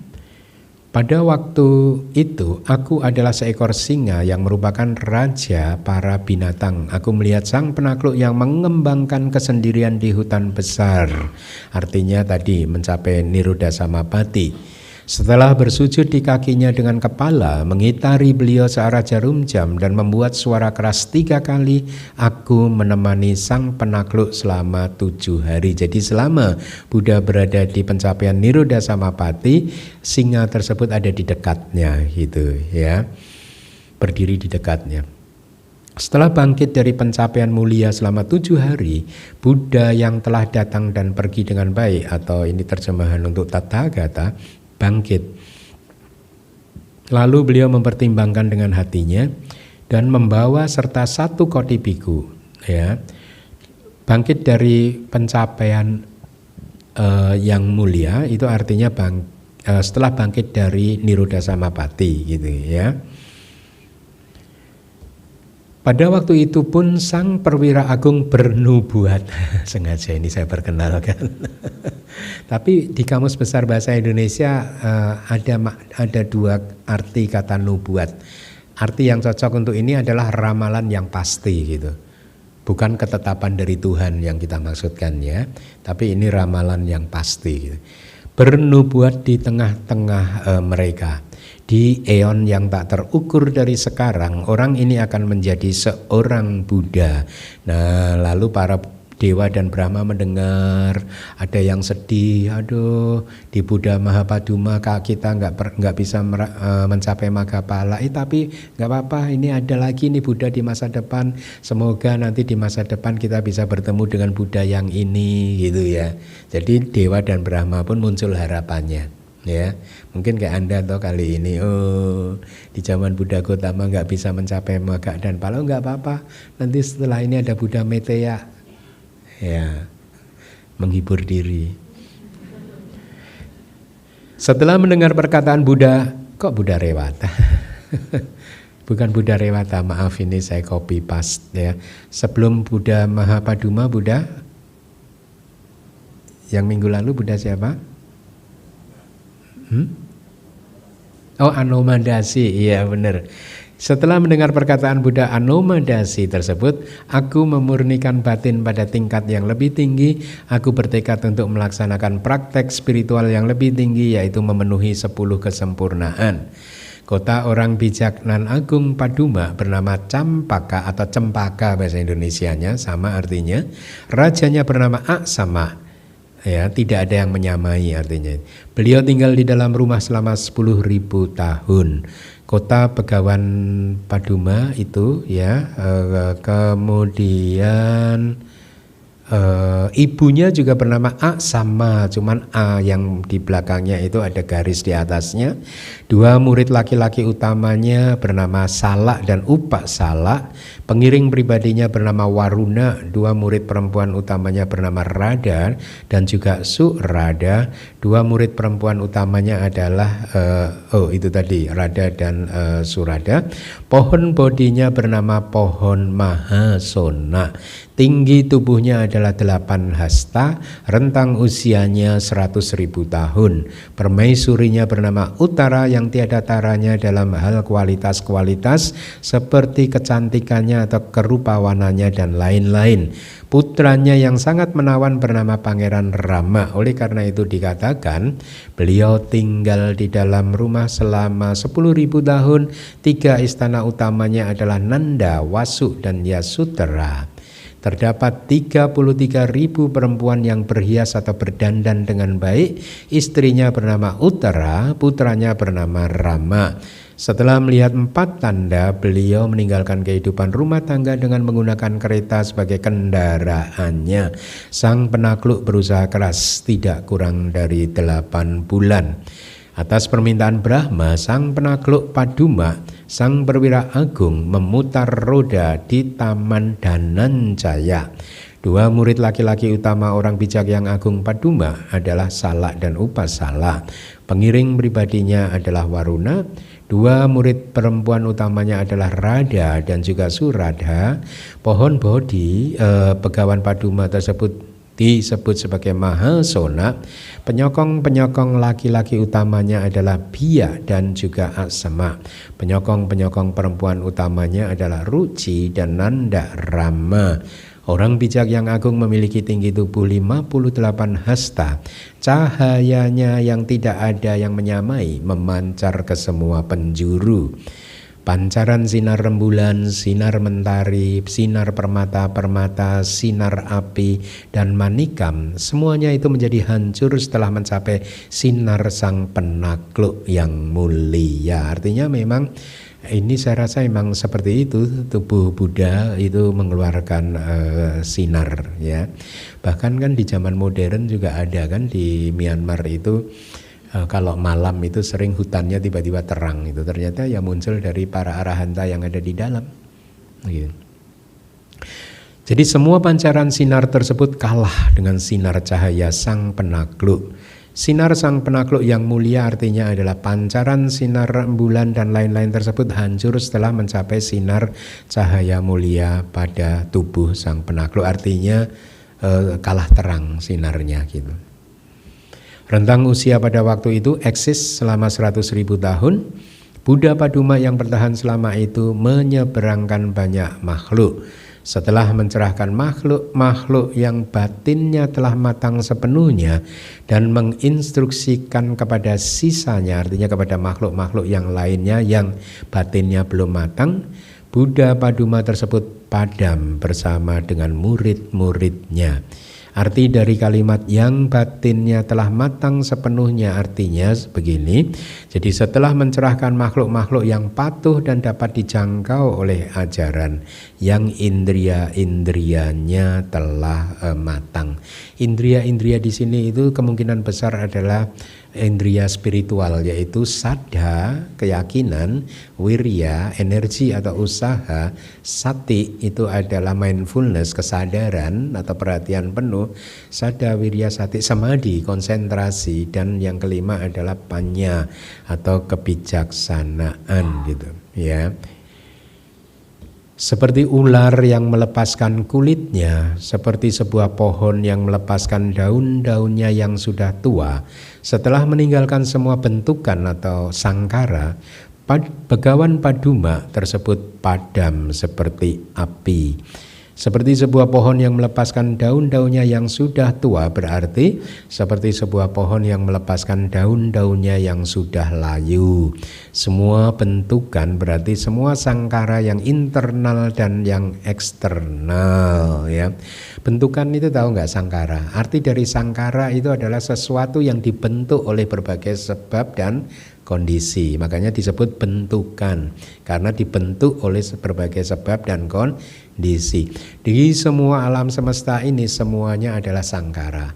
Dari semua dhamma hanya ada satu yang bukan sangkara, yaitu apa? Nibbana. Selain dari nibbana semuanya adalah bentukan, termasuk kita. Kita ini adalah bentukan, kita ini adalah sesuatu yang dibentuk oleh berbagai sebab dan kondisi-kondisi kausal. Itu teknisnya itu seperti itu. Semua bentukan artinya semua sangkara yang internal dan eksternal. Jadi yang internal ini ya diri kita sendiri, yang eksternal ya kepemilikan Anda, itu semua harus Anda tinggalkan. Seperti api artinya sugata, julukan Buddha, pergi dan padam karena tanpa bahan bakar. Seperti padamnya api yang kehabisan bahan bakar. Sisanya sudah sangat jelas karena telah dikatakan di stansa-stansa sebelumnya. Penjelasan untuk garis silsilah Buddha Paduma telah selesai. Garis silsilah yang ke-8 telah selesai. Masih ada satu slide lagi. Guru, sang penakluk tertinggi yang bernama Paduma, padam di Taman Dhamma. Reliknya tersebar luas di berbagai wilayah. Garis silsilah Begawan Paduma adalah yang ke-8. Nah, berkaitan dengan kata relik juga begitu. Dulu di kamus besar nggak ada kata relik, adanya relikui. Udah kadung kita pakai relikui, sekarang relik muncul. Susah jadi penerjemah. Baik, dengan demikian selesailah materi kelas pada pagi hari ini. Semoga selama 1 jam ini Anda berhasil menanam benih kebajikan yang 3 akar dan superior, dan semoga kebajikan-kebajikan Anda itu menjadi kondisi pendukung yang sangat kuat untuk pencapaian segala jenis keberhasilan, baik itu kesehatan maupun keberhasilan duniawi yang lain, dan tentu saja semoga semuanya itu menjadi kondisi pendukung yang kuat buat pencapaian maga, pala, dan nibbana. Sadu, sadu, sadu. Anumodana Bante atas dhamma di sana yang disampaikan kepada kami pada pagi hari ini. Semoga kami semua bisa mendapatkan manfaat tertinggi dari pendengaran dhamma hari ini. Bagi kalimita yang berharap untuk mendapatkan materi kelas Pariyati Sasana ini dapat mengunduhnya di website DBS di www.dhammawihari.or.id. Selanjutnya kalimita kita akan memasuki sesi tanya jawab dan izinkan kami untuk menyampaikan tata tertib sesi tanya jawab. Bagi kalimita yang berada di ruang dhammasala dan lantai dasar, dipersilahkan untuk mengacungkan tangan untuk bertanya atau klik tanda raise hand bagi kalimita yang bergabung lewat Zoom meeting kelas online. Harap penanya memperkenalkan diri dengan menyebutkan nama dan domisili dan harap mengajukan satu pertanyaan terlebih dahulu secara ringkas dan jelas yang berkenaan dengan topik pada hari ini. Dan karena keterbatasan waktu maka bisa jadi tidak semua penanya berkesempatan mendapatkan kesempatan untuk bertanya. Baiklah kalimita, kami persilakan kepada kalimita yang berada di ruang dhammasala terlebih dahulu untuk menyampaikan pertanyaan.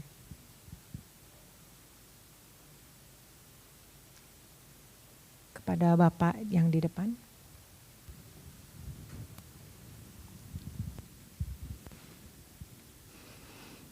Bante, Sukatu, nama saya Iwan. Saya ingin bertanya tentang dana. Saya pernah membaca dan mendengar kalau berdana sebaiknya dilakukan segera setelah ada kesempatan untuk berdana, karena manfaatnya lebih besar. Tapi di kasus saya menundanya. Kejadiannya sekitar Katina tahun lalu di sini.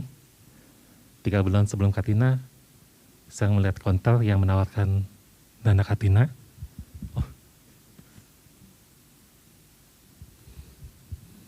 Sekitar 3 bulan sebelum Katina tahun lalu, saya melihat konter yang menawarkan dana Katina. Tapi saya berpikir, saya belum pasti waktu itu pas hari Katinanya bisa datang ke sini. Karena saya ingin menyerahkan dananya secara langsung. Karena saya dengar dana diserahkan langsung lebih baik. 2 bulan sebelumnya juga saya masih belum yakin. Jadi enggak saya dana. Baru sekitar 2 minggu sebelum Katina saya dana.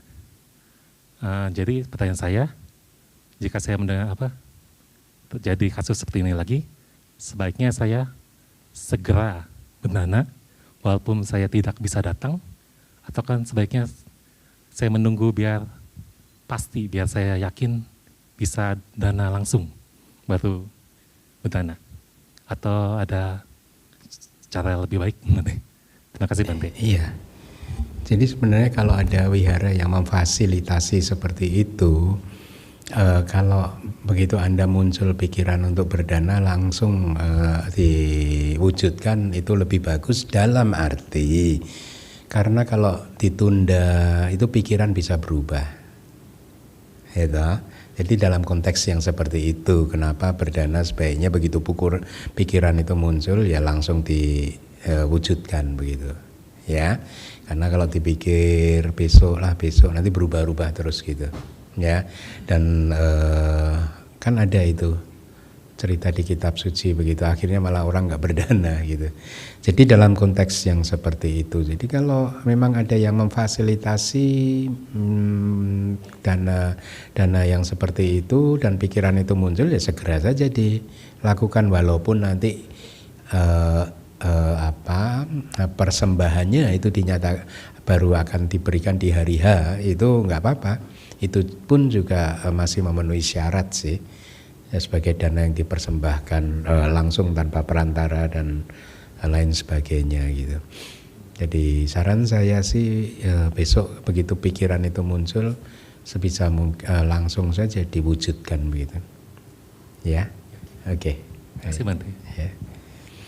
Sadu. Terima kasih Bante atas penjelasan yang diberikan. Selanjutnya Kalemita, kita akan beralih kepada Kalemita yang berada di ruang Dhammasala.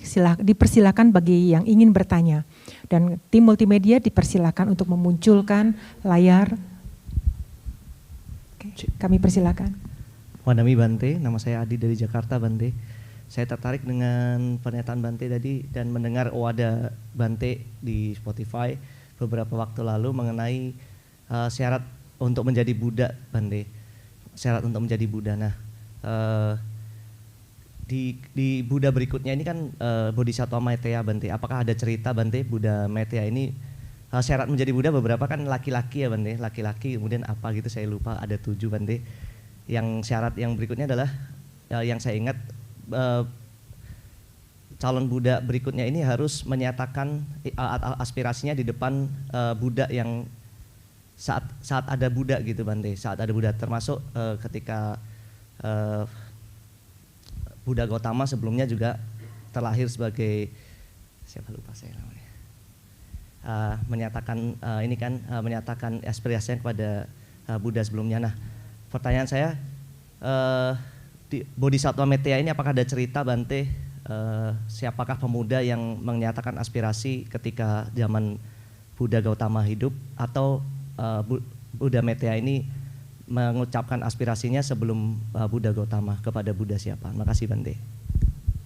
Buddha Maitreya mengucapkan aspirasi pertamanya sebelum Buddha Gautama, tetapi saya lupa. Yang saya ingat di zaman Buddha Gautama pun Buddha Gautama juga mendeklarasikan Bodhisattva Maitreya ini sebagai Buddha. Jadi ada satu insiden di zaman Buddha Gautama, Bodhisattva Maitreya ini menjadi samanera. Kalau tidak salah namanya Ajita ya, samanera, masih kecil gitu. Nah, ketika ada satu pertemuan sangga begitu, tiba-tiba si samanera itu menyeruak masuk duduk di depan, sehingga kan para Bante kan agak merasa ini kok agak kurang pas gitu ya. Samanera kecil kok duduknya di depan. Lalu para Bante ingin menegur yang bersangkutan, Buddha mencegahnya dan kemudian mengatakan bahwa ini nanti akan menjadi Buddha Maitreya gitu. Ya, jadi di zaman Buddha Gautama, kalau tidak salah namanya Ajita gitu, Samanera Ajita. Anda bisa ketik Bodhisattva Maitreya dan Ajita di internet dan mudah-mudahan ketemu gitu ya. Saya sudah mengirim satu buku dari Myanmar ke divisi propagasi untuk diterjemahkan dan diterbitkan. Ini buku ini khusus tentang Bodhisattva Maitreya. Ya, mudah-mudahan tidak. Tapi saya rasa masih lama karena saya mengirimkan bukunya tersebut mungkin baru 2 bulan yang lalu ke divisi propagasi DBS untuk diterjemahkan dan diterbitkan begitu. Jadi mudah-mudahan nanti kalau buku ini terbit akan memperkaya informasi kita tentang Bodhisattva Maitreya gitu. Ya. Demikian ya Pak, ya di zaman Buddha Gautama dideklarasikan. Sadu Bante, terima kasih atas penjelasan yang diberikan. Selanjutnya Kalemita, kita akan beralih kepada penanya yang berada di Zoom. Wandami Bante Hitesaka, kepada Bante kami persilakan.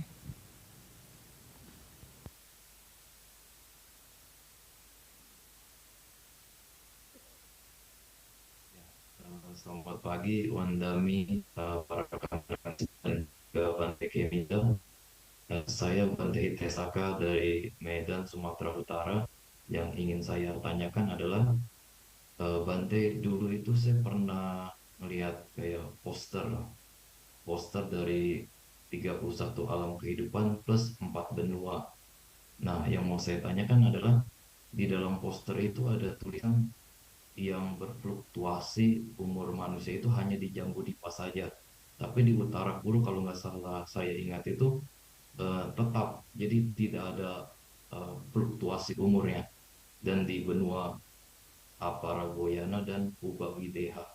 Nah, saya ingin Bante, apakah benar yang pernah saya lihat di poster itu menurut sepengetahuan Bante Keminda?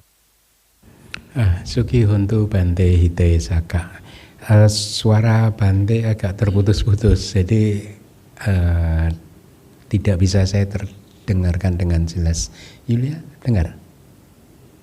Saya hanya sedikit mendengar Bante bahwa tentang Jambu Dipa dan apakah lokasinya berada di sana dan seterusnya saya belum begitu jelas Bante. Oh maaf, ya Bante, bisa diulangin lagi nggak Bante, maaf ya.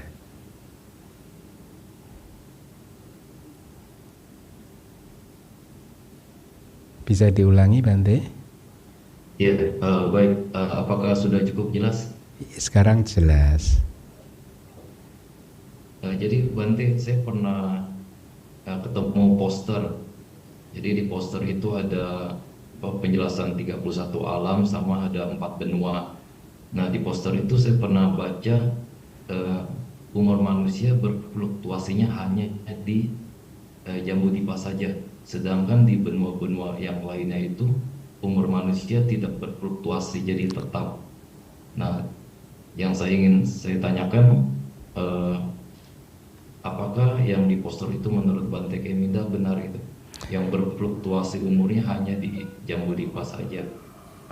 Oke, ini jelas. Jadi yang ditanyakan Bante adalah apakah benar apa yang tertulis di poster bahwa yang berfluktuasi umur yang fluktuatif, umur manusia yang fluktuatif itu hanya ada di Pulau Jambu Dipa, sedangkan di pulau yang lain tidak fluktuatif. Tidak benar sih Bante. Jadi semua manusia di seluruh alam semesta ini fluktuatif seperti yang dikatakan oleh kitab. Kadang bisa mencapai usia 1 asangkaya, tidak terhitung lamanya, kadang hanya 10 tahun. Kalau yang sejauh yang saya tahu di kitab kita usia minimalnya selalu hanya 10 tahun, itu yang tertulis itu. Ya, tidak di bawah 10 tahun. Jadi menurut saya Bante, apa yang tertulis di poster itu tidak benar sih. Semua tidak hanya di sistem tata surya kita ini saja yang fluktuatif, tetapi juga ada manusia-manusia lain di sistem tata surya yang lain juga yang fluktuatif juga semuanya gitu. Begitu Bante, mudah-mudahan ini menjawab ya. Ya, lalu Bante ada yang mau saya tanyakan lagi. Ketika bodhisattva itu terlahir sebagai binatang, kan diceritakan beliau itu kayak kadang berdiskusi atau mengutarakan pendapatnya atau berbicara dengan manusia. Nah, yang sebenarnya itu apakah bodhisattva itu istilahnya dia mengetahui bahasa manusia sebagai hewan atau manusia zaman itu bisa berbicara dengan hewan seperti layaknya seperti sama-sama manusia gitu kan? Iya, kalau percakapan antar binatang sih saya rasa itu terjadi ya. Sering kali kan di dalam kitab-kitab terjadi percakapan ketika terlahir sebagai seekor singa, raja dari kumpulan singa, beliau bisa berkata-kata bercakap-cakap dengan singa-singa yang lain. Itu saya rasa itu sangat mungkin terjadi. Tetapi kalau pertanyaannya percakapan antara binatang dan manusia itu terjadi seperti umumnya antar manusia bercakap-cakap, saya rasa menurut pemahaman saya tidak terjadi dengan cara yang seperti itu. Tetapi kalau percakapannya itu terjadi antar batin, itu bisa saja begitu, antar batin ya.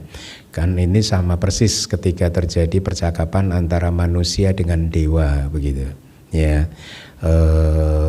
Itu percakapannya murni melalui kekuatan batin kan.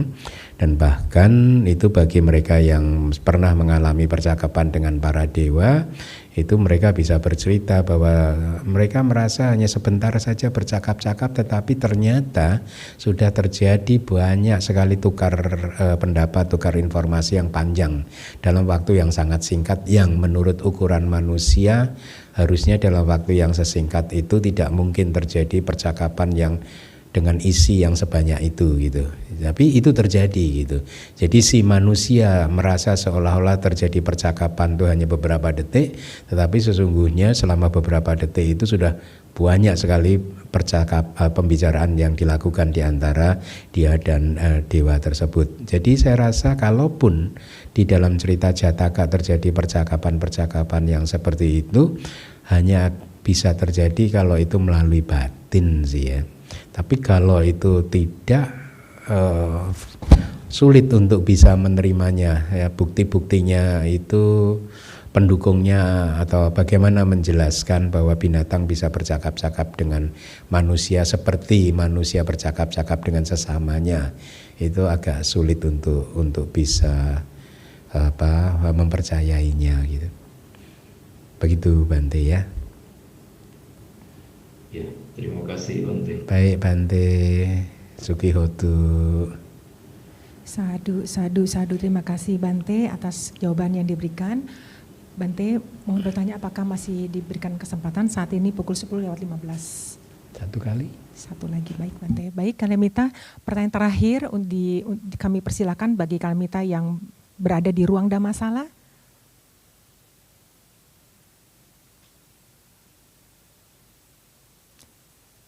Oke, baik kepada Bapak kami persilakan.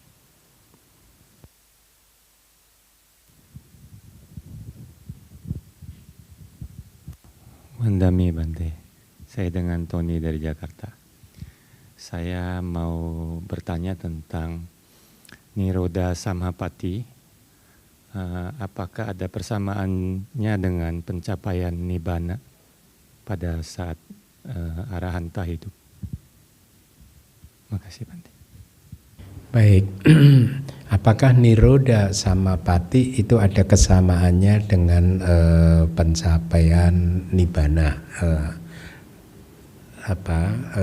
Berbeda. Jadi Nirodha Samapatti itu seperti yang tadi saya sampaikan, sesuai dengan namanya, Nirodha itu keberhentian. Jadi ketika seseorang masuk dalam pencapaian tersebut, maka cita dan cetasikanya, kalau yang sudah belajar Abhidhamma, atau pikiran atau batinnya itu berhenti, tidak berproses, ya. Dan tubuh jasmani kita ini kan diproduksi oleh 4 hal yang membuat atau yang penyebab adanya tubuh jasmani kita masing-masing itu 4 hal ini, yaitu karma, terus cita itu kesadaran, utu, kama, cita, utu, ahara. Utu itu adalah temperatur, ya, panas, dingin. Kalau panas mungkin warna kulit kita menjadi berubah gelap dan lain sebagainya. Orang-orang yang tinggal di negeri panas dan di negeri dingin kulitnya berbeda, begitu dan lain sebagainya. Kemudian yang keempat, ahara, itu makanan. Jadi 4 hal inilah yang memproduksi tubuh jasmani kita. Nah, selama berada di dalam pencapaian Nirodha tadi, sebab dari tubuh jasmani yang kedua yang disebut cita tadi, kesadaran atau pikiran mungkin awamnya, itu berhenti. Jadi tubuh yang diproduksi itu tidak terjadi, tapi tubuh masih tetap berproses, yaitu yang diproduksi oleh karma, temperatur, dan juga makanan masih terus berproses, ya. Itu Nirodha Samapatti. Kalau pencapaian Nibbana itu cita kita tidak berhenti. Sebenarnya yang mencapai Nibbana, yang mengambil Nibbana sebagai objek itu magga cita, jalan, magga, dan pala, buah. Makanya sering kan, semoga kebajikan Anda bisa menjadi kondisi pendukung untuk mencapai magga, pala, jalan, buah, dan Nibbana, begitu. Ya, jadi kesadaran magga atau jalan, buah, atau juga pacawekana itu adalah pengetahuan yang mereview pengalaman meditasi atau pencapaian Nibbana dia. Itu mengambil Nibbana sebagai objek. Nah, jadi ketika seseorang merealisasi Nibbana seperti itu, citanya nggak berhenti. Kalau tadi kan berhenti, kalau ini nggak berhenti, tapi dia mengambil objeknya Nibbana. Seperti misalkan saat ini mata Pak Tony melihat saya sebagai objeknya, atau saya refresh saja. Cita kita, pikiran kita, batin kita itu tidak pernah muncul tanpa mengambil objek. Kesadaran mata semuanya sekarang bisa melihat ke arah saya karena mengambil saya sebagai objek. Telinga Pak Tony bisa mendengar suara saya karena mengambil suara saya sebagai objek telinga, dan seterusnya. Jadi cita atau kesadaran atau pikiran tidak pernah bisa muncul tanpa mengambil objek, ya. Sehingga maga dan palak tadi begitu, ketika dia muncul, jalan dan buah tadi itu mengambil objek juga, yaitu di sini nibbana. Jadi ketika seseorang merealisasi nibbana, citanya tidak berhenti. Kalau di nirodha samapatti, citanya tadi berhenti, gitu. Ya, nah kalau kemudian Arahanta Buddha, Paceka Buddha itu parinibbana, mereka bersatu dengan nibbana, itu padam semuanya dan tidak muncul lagi. Cita-cetasika, pikiran, batin, tubuh jasmani semuanya padam dan tidak berproses lagi untuk selama-lamanya. Nah ini pengalaman yang berbeda lagi gitu. Ya, kalau di nirodha samapatti tadi berhentinya sementara saja, maksimal 7 hari. Kalau kata kitab suci kita selalu begitu, maksimal 7 hari, tidak bisa lebih dari 7 hari. Kenapa? Karena katanya tubuh jasmani kita ini hanya bisa bertahan tanpa makanan dan air minuman itu selama 7 hari. Setelah itu secara otomatis tubuh ini akan berproses lagi dan akhirnya membuat seseorang keluar dari pencapaian meditatifnya. Begitu Pak Tony. Ya, oke. Terima kasih Bante. Sadu. Terima kasih Bante atas penjelasan yang diberikan. Baik Kalimita, pertanyaan dari Saudara Tony tadi menutup sesi tanya jawab kita pada pagi hari ini. Sadu. Sekali lagi terima kasih Bante atas penjelasan garis silsilah Buddha Paduma, Buddha Wangsa 10, stansa 1 hingga 29. Bante mohon agar Bante berkenan untuk memberikan kesempatan kepada kami untuk membacakan pengumuman sebelum berdana parami dan memohon pelimpahan jasa. Kalimita, berikut adalah beberapa pengumuman. Pengumuman yang pertama, kesehatan tubuh yang kita terima saat ini adalah buah dari kebajikan kita. Saatnya kita berbuat kebajikan lebih besar dengan mendonorkan darah. Donor darah akan dilaksanakan di DBS hari ini, Minggu 1 Juni 2025, pukul 11 waktu Indonesia bagian Barat hingga selesai. Bagi Kalimita yang ingin berpartisipasi agar mendaftarkan diri melalui tautan bit.ly/regis donor darah DBS serta mengisi formulir donor darah melalui aplikasi Sidoni dengan cara memindai QR Code pada poster. Dan bagi Kalimita yang membutuhkan bantuan untuk registrasi donor darah, dapat menghubungi petugas dengan Saudari Tini dan Saudari Venska yang berada di area pendaftaran donor darah DBS di lantai dasar. Pengumuman berikutnya, dengan penuh sukacita, DBS akan menyelenggarakan program yang kedua YOT Yoga Wacara, program meditasi untuk remaja selama 5 hari, tanggal 8 hingga 12 Juli 2025. Dengan guru pembimbing Sayadaw Keminda dan bertempat di Rumah Meditasi K47 Kompleks Mega Indah Mega Mendung, persyaratan untuk mengikuti program ini adalah upasaka dan upasika berusia 14 hingga 20 tahun, serta bersedia menjalankan 8 sila atau atasila dan juga Noble Silent di sepanjang kegiatan. Pendaftaran dengan cara scan QR Code pada poster atau melalui tautan bit.ly/Youth Yoga Wacara. Pendaftaran ini ditutup 25 Juni 2025 dan dikarenakan kapasitas peserta yang terbatas, maka segera daftarkan putra-putri Kalimita sekalian dan jangan lewatkan kesempatan besar untuk mengisi liburan sekaligus membangun nilai-nilai spiritual sejak usia dini yang akan menjadi fondasi penting di sepanjang kehidupan. Pengumuman berikutnya, setelah menyelenggarakan ujian Abhidhamma tingkat pertama dan tingkat kedua angkatan 2024 minggu lalu, Pusdiklat Abhidhamma Nusantara akan membuka 3 tingkat pembelajaran Abhidhamma Sanggaha, yaitu tingkat 1 bab 1 hingga bab 3, tingkat 2 bab 4 hingga bab 6 dan tingkat 3 bab 7 hingga bab 9. Dengan pengajar Bapak Kadek Yudi Murdana MA/BDH, kelas yang disampaikan dalam bahasa Indonesia ini akan dilaksanakan secara hybrid, on-site dan online, dan terbuka bagi Kalimita yang ingin belajar Abhidhamma sekaligus ujian kompetensinya. Pendaftaran dengan cara memindai QR Code pada poster dan ditutup 22 Juli 2025.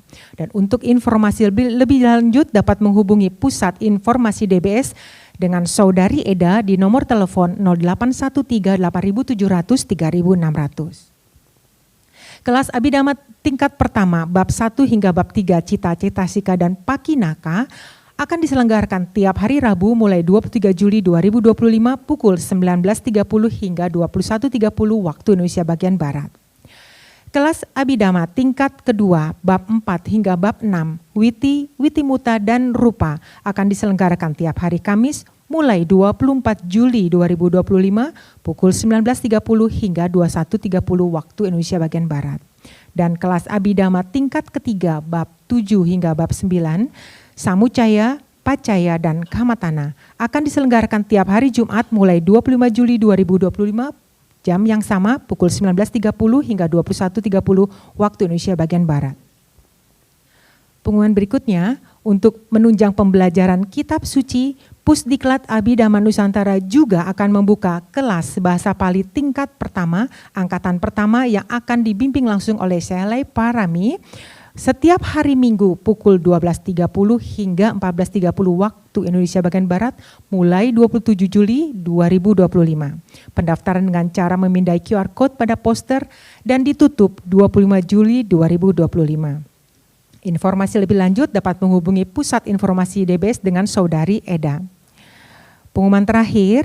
Pengumuman berikutnya, SMB Dhammanusari akan membuka penerimaan murid baru untuk tahun ajaran 2025-2026 untuk kelas Rahula usia Batita, kelas Sada usia PGTK, kelas Wirya usia SD kelas 1 hingga kelas 3, Sati usia SD kelas 4 hingga kelas 6, Samadi SMP kelas 1 hingga kelas 3, Panya SMA kelas 1 hingga kelas 3 dan serta Dhamma Gawesi SMA kelas 2 hingga kelas 3. Dengan mengadopsi kurikulum pembelajaran dari Myanmar yang menyelaraskan akademik dan karakter, kelas yang dilengkapi dengan fasilitas yang lengkap dan nyaman, serta fasilitator yang berdedikasi tinggi, serta lingkungan belajar yang menyenangkan, maka SMB Dhammanusari akan menjadi pilihan paling tepat untuk menumbuh kembangkan nilai-nilai spiritual sejak dini bagi putra-putri Anda semua. Pendaftaran ini ditujukan untuk semua siswa, baik siswa baru maupun siswa lama, dengan cara memindai QR Code pada layar atau melalui tautan bit.ly/Dhammanusari 2025. Batas akhir pendaftaran 19 Juli 2025. Dan untuk informasi lebih lanjut dapat menghubungi Bapak Kuncoro di nomor telepon 0812 8353 1521. Segera terbit pada tanggal 30 Juni 2025 I-Dhamma dengan judul King Sila Sutta, Diskursus tentang Budi Pekerti Apa, stansa 332. I-Dhamma ini merupakan materi kelas Pariyati Sasana dan juga sudah dicetak bukunya yang disajikan dalam bentuk cerita bergambar dalam format yang mudah dibaca dan dipahami dengan ilustrasi yang menarik serta mudah diakses oleh siapapun untuk lintas usia. Dukungan dana dengan cara transfer dengan kode transfer 73. DBS juga akan menerbitkan buku Jalan Kuno Buddha yang berisikan dasar-dasar agama Buddha, penjelasan komprehensif 4 kebenaran mulia dan jalan mulia berunsur 8, karya Piyadasithera, seorang biku Sri Lanka. Dukungan dana dengan cara transfer dengan kode transfer 43 dan batas akhir dana 30 Juni 2025. DBS juga akan menerbitkan buku Abhidhamma Bab ke-8 edisi kedua, Kondisi-Kondisi. Dukungan dana dengan cara transfer dengan kode transfer 29, batas akhir dana 31 Juli 2025. DBS juga akan menerbitkan buku Mewarnai volume ketiga Kisah Buddha Gotama dengan dukungan dana dengan cara transfer kode transfer 33, batas akhir dana 31 Agustus 2025. Buku seri Jataka Angsa Berbulu Emas juga akan segera diterbitkan dan dukungan dana dengan cara transfer, kode transfer 23 dan batas akhir dana 31 Agustus 2025. Telah terbit buku Mula Panasapali 1.2b Sihanada Wagas serta buku Owada Kata volume ketiga, juga buku seri The Great Buddhist Master, Kisah Kehidupan Sang Putra Mahkota Dhamma Rahula, buku cerita bergambar seri Dhammapada serta buku-buku lainnya. Semua buku-buku terbitan DBS bisa didapatkan langsung di DBS maupun perpustakaan DBS. Atau bagi Anda yang berada di luar kota bisa mendapatkan buku ini dengan cara mengisi formulir pada tautan bit.ly/buku DBS. Untuk mendapatkan segala informasi mengenai buku terbitan DBS, Anda dapat menghubungi tim propagasi DBS di nomor telepon 0813 8700 3600. Melanjutkan informasi yang telah disampaikan oleh Sedo Keminda dalam kelas Pariyatisa Sana minggu lalu. Dengan penuh sukacita kami menyampaikan bahwa saat ini sedang berlangsung proses pembangunan Dhamma Wihari Buddhist Studies DBS Cabang Surabaya yang akan mulai beroperasi semester mendatang Januari 2026. Pembangunan ini mengusung konsep yang serupa dengan DBS Jakarta sebagaimana dapat kalian saksikan melalui tayangan video berikut ini.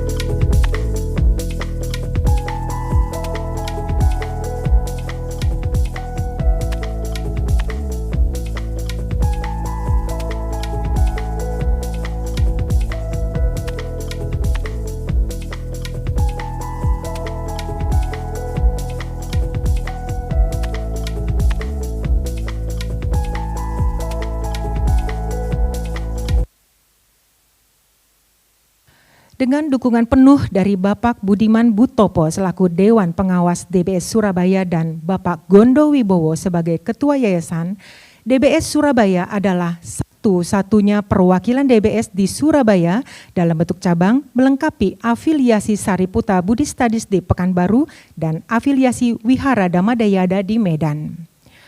Tujuan utama berdirinya DBS Surabaya adalah perluasan jangkauan DBS Jakarta dalam mengokohkan Buddha Sasana dengan menyediakan pembelajaran kitab suci yang terstruktur dan sistematis.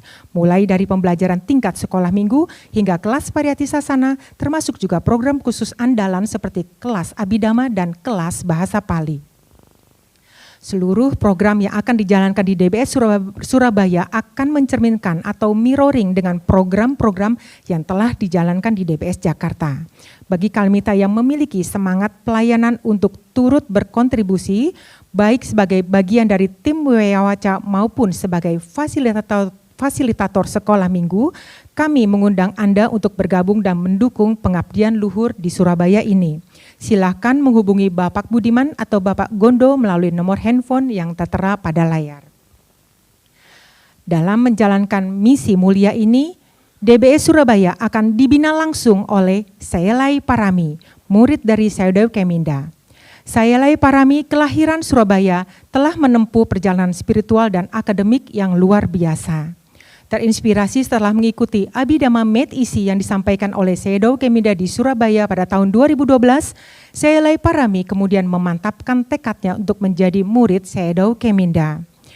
Sayalai melanjutkan pendidikan di Sri Lanka, mengambil jurusan Buddhist Filosofi dan berhasil menyelesaikan hingga meraih gelar magister dengan predikat Gold Medalist.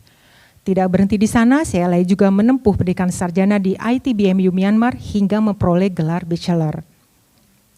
Saat ini Sayalai telah mendalami bahasa Pali dengan bimbingan seorang alangkara dan telah mampu menerjemahkan kitab suci berserta kitab komentar dengan baik. Dan kabar baiknya dalam waktu dekat, Sayalai Parami akan segera menjadi pembimbing kita semua dalam kelas bahasa Pali, sebuah program baru DBS yang akan dimulai semester mendatang. Semoga dengan berdirinya DBS Surabaya dan di bawah bimbingan Sayalai Parami, semangat pembelajaran Dhamma yang murni, mendalam, dan berlandaskan kitab suci yang sejati dapat terus berkembang dan memberikan manfaat luas bagi masyarakat Buddhis di Surabaya dan sekitarnya. Buddha Sasanang Cirang Titatu, Sadu, Sadu, Sadu. Boleh kita tepuk tangan sebagai tanda mudita cita atas kabar baik ini. Selanjutnya, marilah Kalmita kita melakukan satu lagi kebajikan, yaitu dana parami. Anda dapat berdana dengan cara memindai kris code yang ada di layar Anda saat ini, atau bisa transfer ke rekening BCA Yayasan Dhamma Wihari dengan kode 01 di akhir nominal dana Anda. Sedangkan bagi kalimita yang hadir saat ini di Dhammasala, Anda juga dapat berdana dengan cara scan kris melalui kartu yang telah dibagikan oleh tim Weyawaca ataupun melalui kantong dana yang akan diedarkan.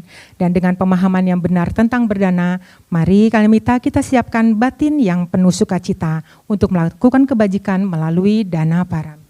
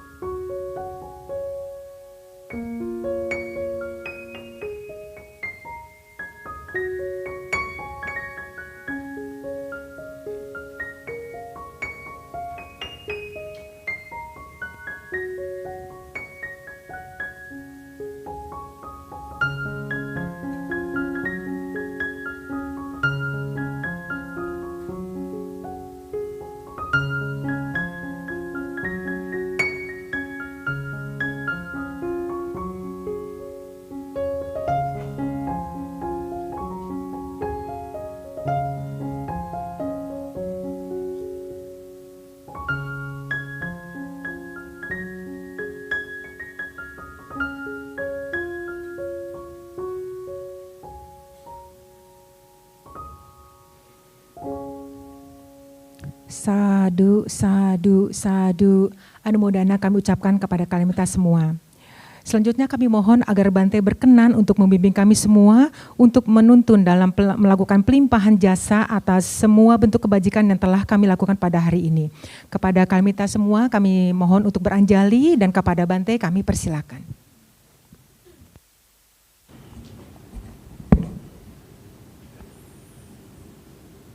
Ikuti saya.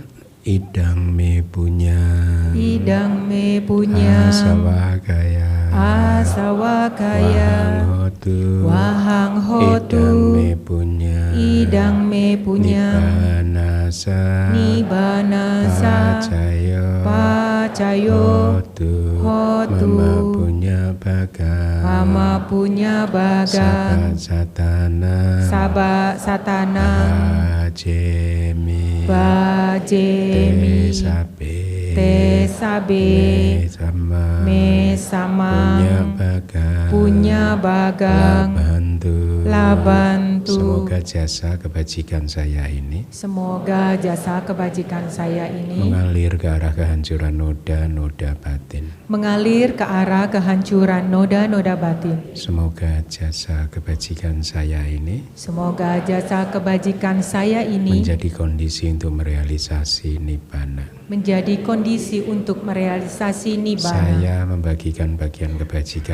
Saya membagikan bagian kebajikan ini kepada semua makhluk. Semoga mereka semua mendapatkan bagian kebajikan yang sama dengan saya. Sadu. Sekali lagi terima kasih Bante atas pengajaran Dhamma pada hari ini. Dan jika Bante berkenan, Bante dapat meninggalkan ruang Dhammasala. Kami minta karena Bante akan meninggalkan ruangan, mari kita semua berdiri sambil beranjali dan berucap. Anumodana Bante atas Dhamma Desana dan bimbingannya, semoga Bante selalu dalam keadaan sehat, damai dan berbahagia. Bante. Anumodana Bante, terima kasih ya Bante. Semoga Bante selalu sehat. Anumodana Bante. Anumodana Bante, semoga Bante selalu sehat, damai dan berbahagia. Sadu, sadu, sadu. Anumodana Bante.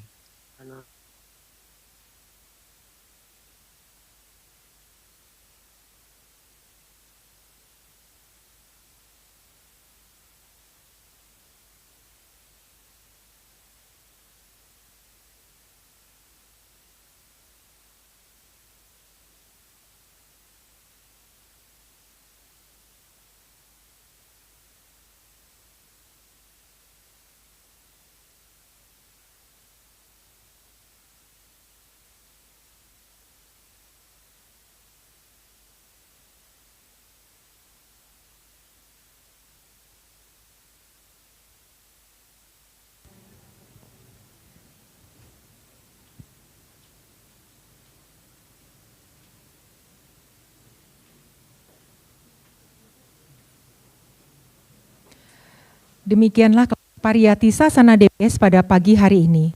Tim DBS akan selalu membroadcast informasi dan kegiatan DBS melalui community Sasana Nugaha dan juga sosial media DBS lainnya. Untuk itu jangan lupa kalian minta untuk selalu mengikuti sosial media DBS seperti Facebook, Instagram, dan TikTok. Terima kasih atas dukungan para donatur hingga kelas kegiatan Pariyati Sasana pada hari ini dapat berlangsung dengan baik dan lancar. Akhir kata saya Yulia Suwanda beserta segenap tim Wiyawaca DBS dan staf DBS yang bertugas mengucapkan terima kasih atas kebersamaan Kalmita dari awal hingga akhir kelas PS ini berlangsung. Kami juga meminta maaf apabila ada kesalahan ataupun kekurangan dari kelas Pariyati Sasana pada hari ini. Sukihontu Kalamita, semoga kita semua selalu dalam keadaan sehat, damai dan berbahagia. Sadu, sadu, sadu. Sampai jumpa minggu depan.